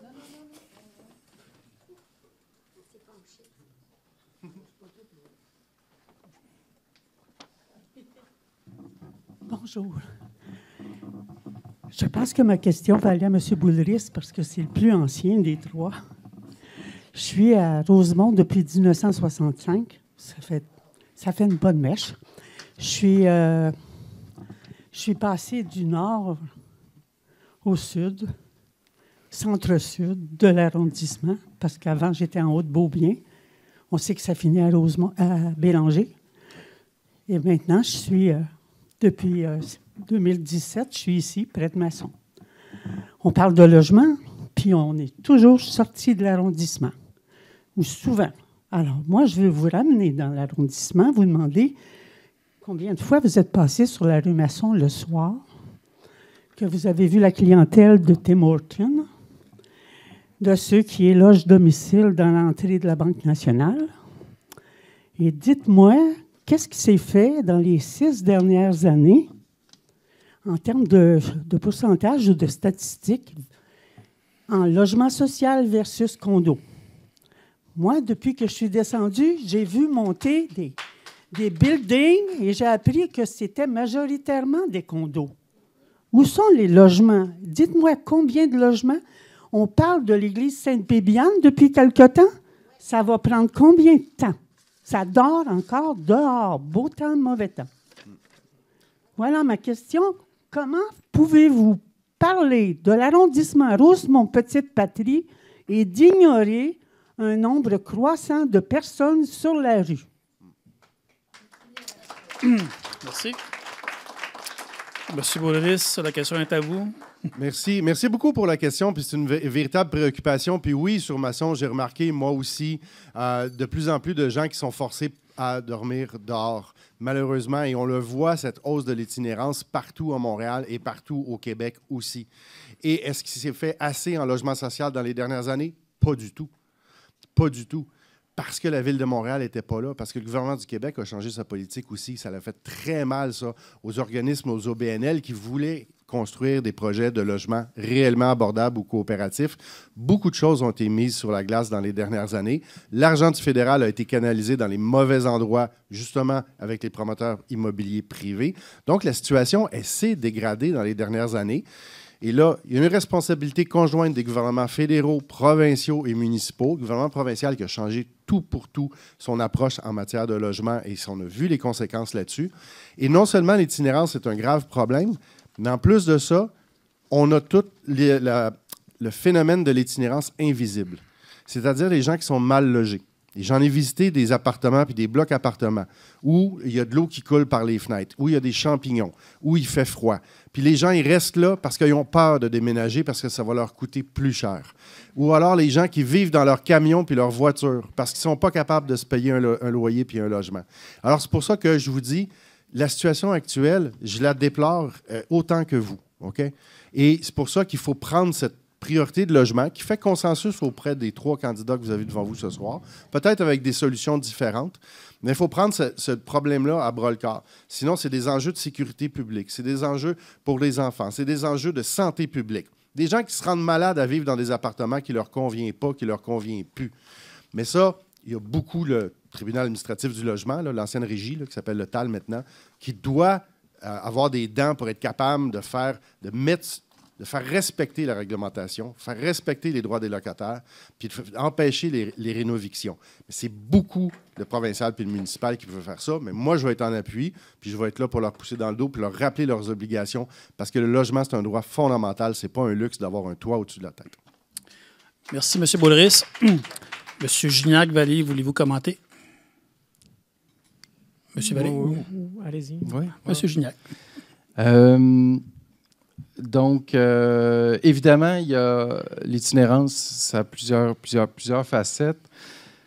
L'élément ici que je souhaite signifier, c'est comme dans les transferts en santé, il y a des éléments que le fédéral dit je vais donner de l'argent, mais avec telle condition, ben justement, à un moment donné, l'argent ne se rend pas sur le terrain.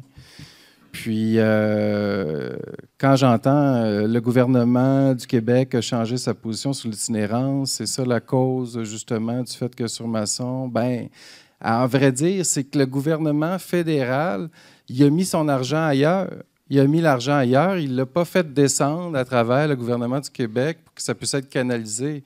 Le gouvernement fédéral, il y avait un plan, là, justement, là, le Vers chez soi, le programme fédéral, là, cette initiative-là, lancée, qui voulait prévenir l'itinérance, etc. Bien, depuis ce lancement, il y a 4 milliards de dollars sur 9 ans, puis avec un financement. Puis là, nous, on possède déjà une entente en la matière.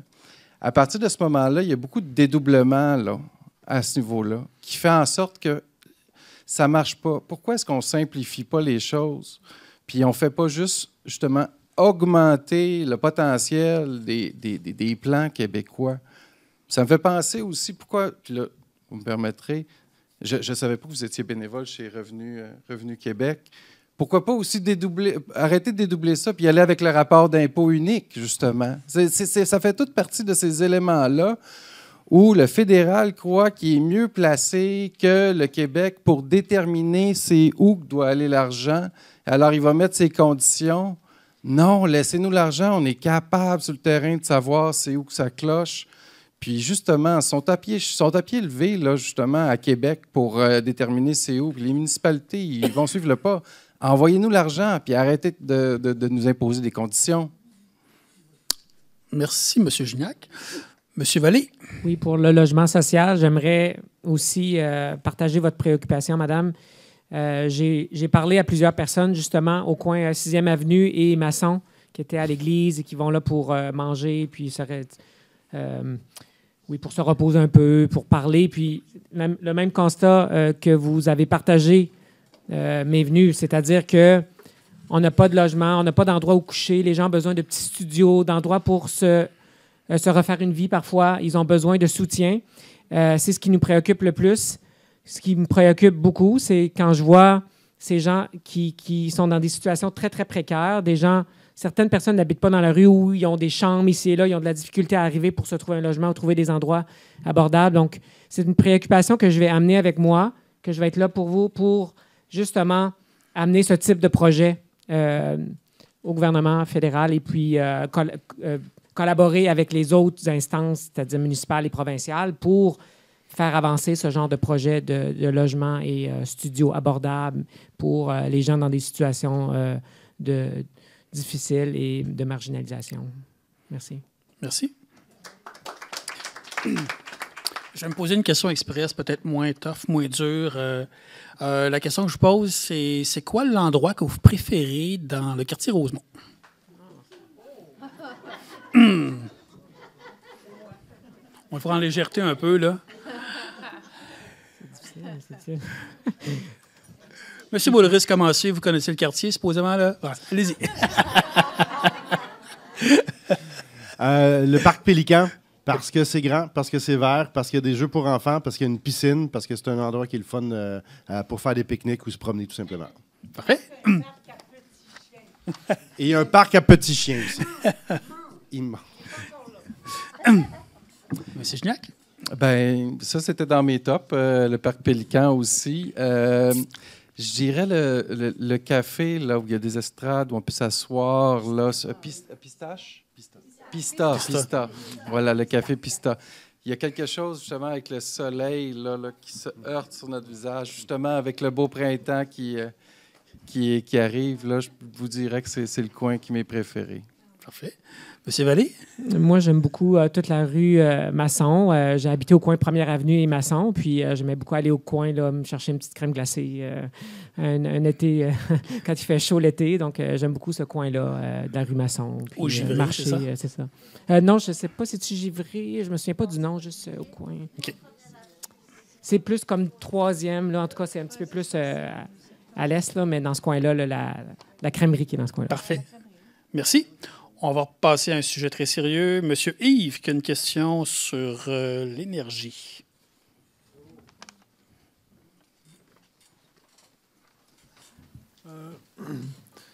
C'est soit le Parti libéral ou l'autre parti, là. Ceux qui ne sont pas là, qui vont former le prochain gouvernement. Ces deux partis-là veulent construire quelque chose, tu sais, que le Canada devienne vraiment au niveau énergétique une superpuissance. Est-ce que ça va encore passer par un pipeline? C'est ce que je demande à celui qui va peut-être faire partie du prochain gouvernement. On a eu quand même un ministre de l'Environnement très fort, M. Guilbeault. On s'est fait... on a eu un nouveau pipeline qui coûte une fortune, puis du forage en mer. Fait que qu'est-ce qu'on attend pour le futur?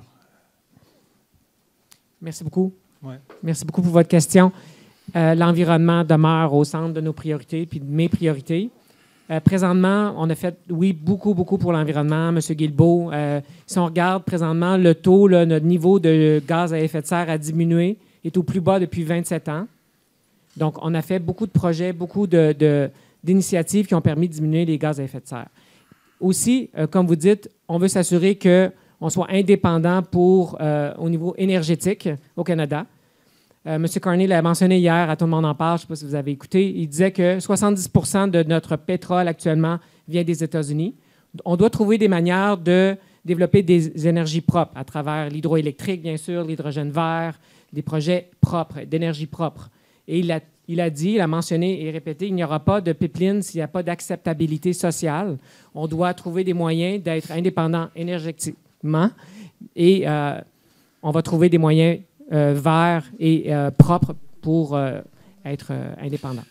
Moi, j'ai entendu, par contre, pour des questions de sécurité nationale ou quelque chose qui tourne alentour de ça, il pourrait peut-être se permettre de passer où il y a du monde qui n'aimerait pas qu'il passe. Je pense pas. De mon côté, ce que j'ai entendu, c'est sûr, c'est la collaboration avec les peuples autochtones, avec les différentes provinces, avec les différents acteurs est primordiale et c'est ce que je comprends de notre Parce que les gouvernement. pressions sont fortes. Là. Je regarde la première ministre de l'Alberta, elle, quand elle entend drill, baby drill, là, elle danse le twist. Là.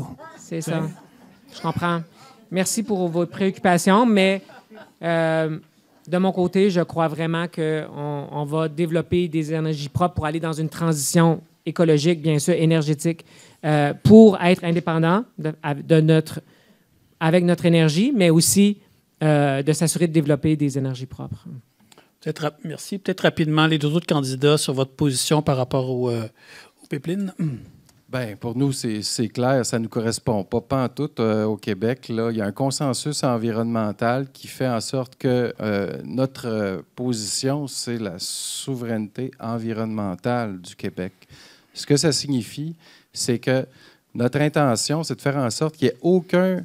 que les lois gouvernementales, les lois environnementales adoptées à Québec soient en premier lieu et qu'ils ne soient pas justement piétinés par un gouvernement fédéral qui dirait au nom des intérêts supérieurs du Canada, c'est-à-dire les intérêts d'un océan à l'autre en passant par l'Alberta. D'ailleurs, je serais curieux de savoir si le Parti libéral va cesser de subventionner les compagnies pétrolières dans cet exercice-là, de trouver des énergies vertes. Est-ce qu'il va maintenir justement ces subventions aux entreprises qui exploitent les combustibles fossiles? Et donc, à ce niveau-là, je trouve que c'est pas compliqué. Avec le Bloc québécois, c'est un vote vert, puis c'est un vote qui est souverainiste, puis qu'ici, la primauté, c'est le maintien du consensus qui est déjà là en matière environnementale. Merci. M. Boulris? Bien, merci pour la question, parce que c'est une question fondamentale. Puis, on a la difficulté à voir la différence entre l'autre parti qui n'est pas là puis le Parti libéral qui est actuellement au pouvoir sur cet enjeu-là. Et pour nous, et Jack Meat a été extrêmement clair dans toutes les questions qu'il y a eu, dans tous les points de presse. Énergie Est, c'est non. N'est pas question. On ne va pas investir des milliards de dollars pour bâtir pour demain sur l'énergie du passé. Ça ne fait aucun sens. Déjà que les libéraux ont gaspillé, c'est 36 milliards de dollars Trans Mountain. Hein? 36 milliards de dollars. T'en payes des dentistes avec ça, je le sais. Pour nous, c'est absolument impossible qu'on puisse revenir avec ces projets-là. Mais en ce qui concerne les évaluations environnementales, Monsieur Poilievre dit qu'il faut simplifier les évaluations puis il faut aller plus vite. M. Carney dit qu'il faut simplifier les évaluations puis il faut aller plus vite. Ça se ressemble, non? Les deux veulent faire du Canada une superpuissance énergétique, mais ils ne parlent que du pétrole et du gaz. On peut devenir indépendant et une superpuissance énergétique avec d'autres choses que les combustibles fossiles. Et c'est là-dessus qu'il faut miser. Notre bilan en ce moment, il n'est pas bon, mais arrêtons de subventionner les pétrolières, oui, effectivement, puis investissons dans les énergies renouvelables, le solaire, l'éolien, la géothermie, pour être capable de faire une différence. Arrêtons de vivre au 19e siècle. Merci, M. Boulris. Il y a une question du web. Patrick qui pose une question sur l'économie sociale. Donc, aux 3 candidats, quelle est votre vision de l'économie sociale et solidaire dans le contexte d'achat local vis-à-vis des tarifs douaniers américains? J'aimerais me lancer. À vous. Allez-y. En fait, pour moi, c'est merci à Patrick qui nous regarde sur le web pour la question. Je trouve que c'est une excellente question parce que ce qui est le propre pour moi de l'économie sociale, c'est le fait qu'elle a un ancrage local.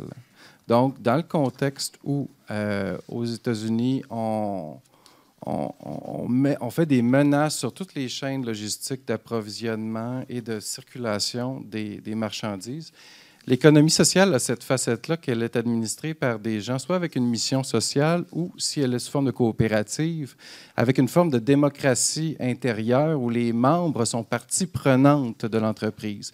Et ce que ça crée, c'est que ça crée des entreprises qui ont beaucoup de résilience, qui ont une capacité de s'adapter. C'est sûr que parfois, les directions générales peuvent rouler un peu plus parce que finalement, les employés deviennent les patrons du conseil d'administration, mais ça, c'est un autre défi. Par contre, pour moi, l'économie sociale est une clé dans le développement de la résilience de nos populations et de notre commerce. Donc, c'est pour ça que je suis ravi d'avoir eu la question de notre vision à ce propos-là. Merci. Monsieur Vallée, Monsieur Boulris. Monsieur Boulris. Merci. Merci, Patrick, pour la question. C'est une excellente question. Puis malheureusement, on a tendance à voir l'économie ou la production entre le secteur public d'un côté puis le secteur privé de l'autre. Comme s'il n'y avait rien entre les deux. Comme si c'était les deux seules options. Puis c'est pas vrai. Qu'est-ce qui est mouvement coopératif, effectivement, et l'économie sociale, c'est une voie différente, mais qui doit être inclue dans les programmes gouvernementaux. Jack Mead a dit, face aux menaces de Trump, je reviens à la question de Patrick, face à la menace de Trump, qu'est-ce qu'on peut faire pour aider l'économie sociale? Mais ce que Jack Mead a dit, c'est que déjà, le gouvernement a une responsabilité de donner des contrats publics à des compagnies québécoises puis canadiennes d'abord et avant tout. On peut-tu commencer par s'aider nous-mêmes, puis à aider nos propres entreprises, puis à maintenir des emplois au Québec ou au Canada? Fait que c'est des milliards de dollars l'approvisionnement du gouvernement fédéral puis les contrats publics. Mais là-dedans, c'est assez rare qu'il y ait une case pour une entreprise d'économie sociale. Et c'est ça qu'il faut changer. Parce que souvent, les entreprises d'économie sociale qui voudraient avoir un contrat fédéral rentrent dans aucune catégorie. Ils sont comme exclus au départ. Ils ne peuvent pas, excusez-moi, ils ne peuvent pas bider même. Alors, il faut changer ces formulaires-là pour qu'on puisse inclure cette réalité-là qui est l'économie sociale pour qu'eux autres aussi puissent profiter des contrats publics.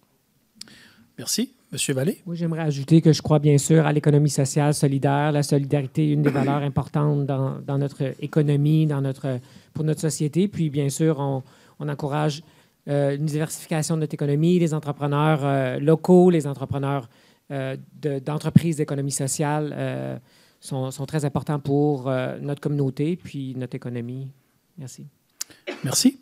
Une question de Mme Lefebvre au sujet de l'itinérance. OK, oui, c'est beau. On se comprend. Elle avait une deuxième question, puis elle préfère poser sa deuxième question. Donc, c'est la deuxième question. Donc, Marie-Pierre Lefebvre va poser sa question. Merci. Merci d'être là, à vous trois. Je vais un peu prêcher pour ma paroisse, mais en pensant à la relève. J'ai des études universitaires en travail social. J'ai travaillé un peu, mais c'était compliqué. Là où le bas blesse, je trouve que c'est en employabilité. Il y a de plus en plus d'étudiants en situation de handicap qui ont accès aux études, accès post-collégial et universitaire. Mais les programmes qui favorisent l'employabilité sont toujours à court terme et les organismes communautaires qui sont souvent éligibles à ça, ils sont obligés de nous engager jusqu'à ce que le contrat se termine. Ça ne garantit pas une prolongation d'emploi et une stabilité d'emploi. Moi, j'ai décidé, honnêtement, parce que c'était trop de 6 mois, de me consacrer à moi-même et de dire bye-bye à la vie professionnelle, malheureusement, même si j'estime que j'ai encore des compétences. Mais qu'adviendra-t-il de ce secteur qui est un gros bas qui blesse?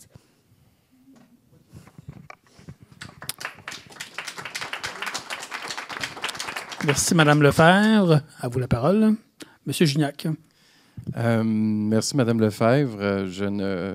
En toute transparence, je ne savais pas que c'était une problématique. Puis je me mets dans votre peau, puis je me dis que si vous voulez une stabilité dans un champ professionnel pour lequel vous avez fait des études, puis que vous avez été contraint parce que, et c'est ça que je découvre ce soir, parce que les programmes qui facilitaient votre emploi au sein des organismes communautaires faisaient que la durée était ponctuelle, ça devait être renouvelé à chaque fois, donc vous n'aviez pas accès à une stabilité d'emploi. Donc, moi, je trouve ça regrettable.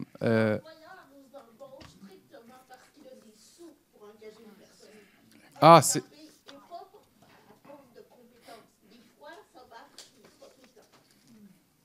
OK. Voilà. Je souhaite que les plus jeunes que moi puissent avoir un meilleur accès à l'emploi malgré leurs contraintes. Ça ne veut pas dire qu'on n'a pas des compétences. Entendu. Bien, je ne suis pas familier avec ce dossier-là, mais je comprends cette réalité-là en la découvrant avec votre question. Puis, je m'engage à me renseigner davantage pour savoir exactement l'argent passe où, puis il est où le robinet là, pour que ces types d'interventions-là puissent se faire d'une façon stable et dans le temps. Je vous remercie. Merci. Je peux ajouter Monsieur Vallée, oui. Oui, Mme Lefebvre. Une première chose qui me venait en tête, parce que j'ai travaillé à la Commission des droits de la personne, des droits de la jeunesse, et puis dans des organisations de défense de droits humains. Une première chose qui me venait en tête, c'est qu'est-ce que je peux faire pour mettre Mme Lefebvre en contact avec des organismes, des entreprises, des gens qui embauchent des gens pour leurs compétences, comme vous dites, et qui ont cette sensibilité pour les personnes vivant avec handicap, pour, comme vous dites, qui seraient là pour vous, pour vos compétences. Donc, mon rôle en tant que député serait vraiment d'être là pour vous écouter et de vous mettre en contact avec les bonnes personnes qui pourront vous aider à trouver des solutions. Je pense qu'il y en a. Merci. Monsieur Boulris, voulez-vous commenter? Bien, rapidement, je suis désolé merci de la question, mais je suis désolé de cette situation et de cette réalité-là. De jouer avec la vie des gens comme du yo-yo comme ça n'a aucun sens. C'est un programme qui est juste mal pensé. C'est pas dans l'intérêt, c'est pas dans votre intérêt. Et alors qu'on est en situation de pénurie de main-d'œuvre, même collectivement, de se priver de toutes ses compétences et ses capacités ne fait absolument aucun sens. Donc, il faut revoir la logique qui est derrière ces programmes-là. Mais ça implique aussi de revoir certaines normes pour avoir une accessibilité universelle dans l'ensemble de la société, que ce soit dans les réseaux publics ou aussi dans les entreprises privées. Ça ne se fait pas en claquant des doigts, j'en suis conscient, mais si on ne met pas des obligations et des normes, bien, ce genre de situation-là, malheureusement, va se répéter. Donc, c'est les deux volets de ma réponse.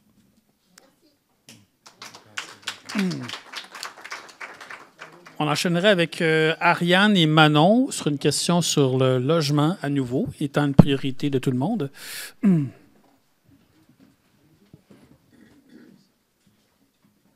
Salut. Okay, on pose notre question en binôme. On vient les deux du Comité Logement Rosemont. Moi, je suis salariée organisatrice communautaire, Manon militante. En fait, je vais faire l'intro. Manon va poser la question. En fait, étant donné les crises du logement qu'on subit, les hausses de loyer, les pénuries et la financiarisation du logement, financiarisation, pour simplifier, c'est quand on traite le logement comme une marchandise.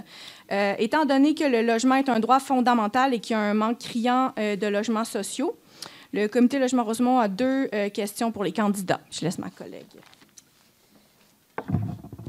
Oui. Alors, pouvez-vous vous engager à ce que toutes les personnes, les sommes en habitation au fédéral soient dédiées aux logements sociaux? Et quand on parle de logements sociaux, des logements dans lesquels les locataires peuvent s'impliquer, qui contient des logements subventionnés, qui sont vraiment accessibles financièrement et qui le restent sur le long terme. Parce que quand on parle de logements abordables, on le sait très bien, depuis que très, très, très longtemps, ça a été une mode abordable. Bien, abordable à 2 000 $ pour un 3,5 là, bien, c'est ça. Alors, tout le monde, c'est un beau panier, ça, abordable. Là. Mais nous, c'est accessible. Là, ça sonne mieux par rapport à nous autres. Et dans ma deuxième question, que comptez-vous faire pour décourager la spéculation immobilière? Mais surtout pas, ce qu'on ne veut pas entendre, c'est le mot abordable. Parce qu'abordable, aujourd'hui, là, vous l'entendez, là, on peut vous en énumérer des logements, là, des logements hors marché. On a fait ici, là, sur les Shop & Gus, là, on y a été, là, ça commence un 3,5 à 1062. Puis ça va augmenter là, pendant 55 années. Ça va augmenter ces logements-là, puis on part de 3,5. Là. Alors, c'est qui peut payer des logements comme ça? Puis on ne parle pas des gens vraiment du bas, là. On parle des gens moyens, dans la classe moyenne, qui ne sont plus capables de se loger comme il faut, avec 2 salaires, là. 2 salaires et des enfants. Merci. Merci.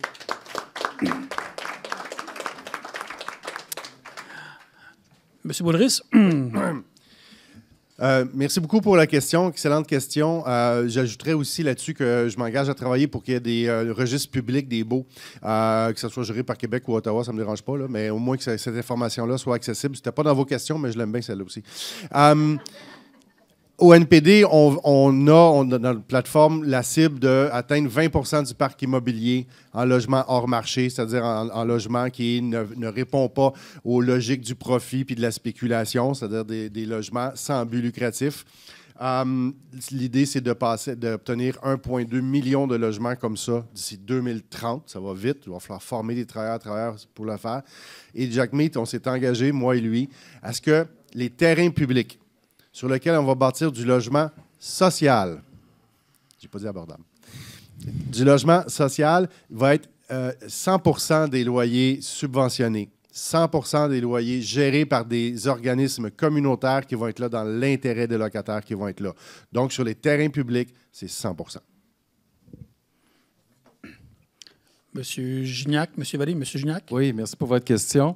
Alors, d'abord, merci d'avoir fait la nuance parce que de notre côté, au Bloc québécois, c'est évident qu'il faut que le fédéral revoie sa définition de ce qu'est un logement abordable. Donc, déjà là, c'est dans nos plans de travail de les amener à retravailler leur définition pour que ce soit vraiment la construction de logements réellement abordables selon les marchés des différentes régions. Et aussi, je vais vers la question pour dissuader la spéculation immobilière. Ce qu'on propose, c'est de serrer la vis, justement, avec le phénomène des flips. Puis les flips, ce qu'on dit, là, c'est qu'on va hausser la période durant laquelle un propriétaire il doit conserver sa propriété avant de la revendre à 2 ans. Donc, autrement dit, ce que ça fait, c'est que là, il y a une petite façon voici une mesure qui permettra justement de réduire vite le changement de propriété. On rénove la cuisine, tout ça, puis ensuite, on revend. Et à travers tout ça, bien sûr, il y a le développement de logements étudiants. Bon, dans Rosemont, la petite patrie, il y a peut-être des lieux que ça peut se prêter parce qu'on n'a pas nécessairement besoin d'être proche d'une université pour qu'il y ait des logements. Donc, je pense entre autres à l'organisme L'Utile, justement, qui est spécialisé là-dedans. Nous, on va exiger, tout dépendant si on a cette force au niveau du bloc en matière de nombre, qu'ils appuient sans condition toutes les initiatives québécoises en matière de développement de nouveaux logements étudiants pour accroître l'accessibilité au logement de cette manière-là. Merci, M. Gignac. M. Vallée? Dans notre plan qu'on a annoncé, Bâtir Canada, Maison Canada, qui permet de construire 500 000 logements par année. Ça inclut différents types de logements. Donc, comme vous savez tous, là, on vit la plus grosse crise de logement depuis la Deuxième Guerre mondiale. Donc, on a annoncé ce plan qui va permettre de construire rapidement un nombre de logements accessibles, comme vous avez dit, mais des modulaires également, mais aussi de catalyser et mettre ensemble des capitaux privés qui vont aussi construire certains logements. mais le but, c'est d'aller rapidement et de construire ces logements. On a signé également une entente historique avec le Québec pour le Fonds d'accélération de construction qui permet au Québec d'aller rapidement pour construire plus de logements. Donc, notre but, et aussi mon but en tant que député, serait de m'assurer de faire le bon lien avec le gouvernement provincial et municipal pour accélérer la construction de logements et ainsi avoir un plus grand parc immobilier et réduire la spéculation immobilière. Merci, M. Vallée. Le temps file et il y a encore une tonne de questions. Malheureusement, le temps est écoulé pour les questions du public. Il y avait des questions sur les stratégies numériques pour conserver les données au Québec et arrêter de dépendre de l'extérieur, comme les fiascos et SACLIC. Il y avait des questions sur les bâtiments abandonnés dans Rosemont, à savoir la position du Parti libéral quant à sa plateforme électorale. Il y avait différentes questions. Donc, malheureusement, on n'a pas le temps de tous les passer. Et donc, là, maintenant, j'inviterai les gens... Oui? Vous allez faire avec les questions, peux-tu les passer demain? Nous, notre soirée, c'est ce soir, c'est Rosemont Petite Patrie. Demain soir, on organise une dans l'est de Rosemont. Donc, demain soir, si vous voulez aller à Saint-Édouard, c'est à quelle heure? Je ne sais pas c'est à quelle heure. Là. Mais ce n'est pas le même organisme qui organise la soirée. On sera là pour répondre à vos questions demain. C'est ça. Oui. Retournez demain là pour poser la question. C'est deux organismes différents qui font le débat. Donc, c'est deux quartiers différents, madame. Je vous remercie. Et donc, en fait, on va passer à l'étape de la clôture de la soirée avec le mot de conclusion des candidats. Donc, le tirage au sort, vous avez 2 minutes pour faire votre mot de conclusion. Avant de faire le mot de conclusion pour les sportifs, c'est 2-1 pour le Canadien contre Chicago. Et la petite recrue qu'on ne connaît pas a déjà un but, une passe. Non. Oui. Voilà. Donc, c'est ça. Donc, on sait qu'on est le 14 avril, c'est le premier soir de M. Davidoff. Donc, M. Boulris, à vous la parole. Tadam, tadam, tam, tam. Merci encore à la CDC de Rosemont d'avoir organisé cette belle soirée-là, nécessaire dans la vie démocratique d'un quartier comme Rosemont. Et puis merci à chacun d'entre vous d'avoir prêté aussi à ce jeu-là. Merci à mes collègues d'être ici et de répondre aux questions. Le 28 avril, c'est une élection qui est importante dans un monde qui est instable, qui est un peu anxiogène, que ce soit avec la crise climatique ou les menaces tarifaires ou même la guerre dans le monde. Je pense qu'on doit tous de se serrer les coudes et pousser dans la même direction. Rosemont Petite Patrie, c'est un quartier qui est formidable, avec beaucoup d'énergie, beaucoup de solidarité puis d'entraide. Puis je pense que c'est des valeurs de bienveillance puis d'empathie dont le monde a besoin en ce moment. Puis on peut être fier du quartier dans lequel on vit parce qu'on inspire ça, puis on va essayer de répandre ça un petit peu partout. Moi, comme député, dans les 4 dernières années, j'ai été fier du travail qu'on a accompli, où on a aidé les Québécois et les Québécoises de manière concrète, de manière tangible. Que ce soit avec des 10 journées de maladie dans le Code canadien du travail, que ce soit avec les 532 000 personnes qui sont faites payer le dentiste grâce à l'utilisation de notre rapport de force dans un gouvernement minoritaire. On a obtenu des choses pour les gens. La loi anti-briseur de grève qui va protéger les droits des gens qui travaillent au Port de Montréal, au Port de Québec ou dans les centres d'appel pour Bell ou Vidéotron ou TELUS. C'est des choses qui vont marquer l'histoire puis qui vont marquer le futur aussi pour ces travailleurs et travailleuses-là. On veut continuer d'être cette voix progressiste forte à Ottawa qui va protéger vos droits, qui va parler pour vous puis qui va surveiller le gouvernement qui va être en place. On a fait la preuve qu'on était capable d'avoir des gains, on utilisait notre rapport de force, puis on était capable de travailler pour vous. J'espère pouvoir le faire après le 28 avril. Ça fait quelques années que je le fais, puis j'ai encore la fougue puis l'énergie pour continuer à parler, puis vous représenter, puis brasser la cage à Ottawa. Merci. Merci, M. Boulris. M. Gignac, à vous. À travers ce débat-là, j'ai tenté de vous exposer une différence fondamentale entre le Bloc québécois que je représente et les partis qui sont à mes côtés. C'est la suivante, c'est le fait qu'au Bloc québécois, on n'a pas besoin de conjuguer avec des intérêts d'un côté à l'autre de l'océan. Nous pouvons nous tenir debout ici, nous connaissons nos sensibilités locales, nos besoins. Et à travers ça, si vous faites le choix du Bloc québécois pour vous représenter, d'Olivier Gignac, j'ai appris que j'étais le 2e sur le bulletin de vote. Là, ça, on peut le partager, c'est visuel. À ce niveau-là, vous aurez quelqu'un, vous aurez cru le remarquer, avec un petit sens de l'humour, bienveillant, qui est accessible, mais aussi quelqu'un qui prend les choses au sérieux et qui aime que les dossiers avancent. Et avec une équipe comme celle qui m'entoure au Bloc québécois, ben, je suis équipé pour livrer la marchandise. Je suis équipé pour que ce soit facile. C'est facile à défendre. C'est d'ici que je viens. C'est ici que sont mes racines. C'est ma langue. Et ce que je souhaite, c'est pouvoir porter à Ottawa, défendre ces intérêts-là pour qu'on ne se fasse pas piétiner dans nos différents champs de compétences, qu'on se développe, qu'on continue à se développer. Parce que si on laisse ça, justement, au Parti libéral, et s'il se trouve qu'un autre parti le garde sur respirateur artificiel, tout ce que ça nous fait au long terme, c'est nous dérober de nos capacités à s'administrer nous-mêmes et à croître nous-mêmes. Et ce que je défends et ce que je vous propose, c'est qu'on choisisse un député du Parti québécois pour justement s'élever dans cette trajectoire. Je vous remercie.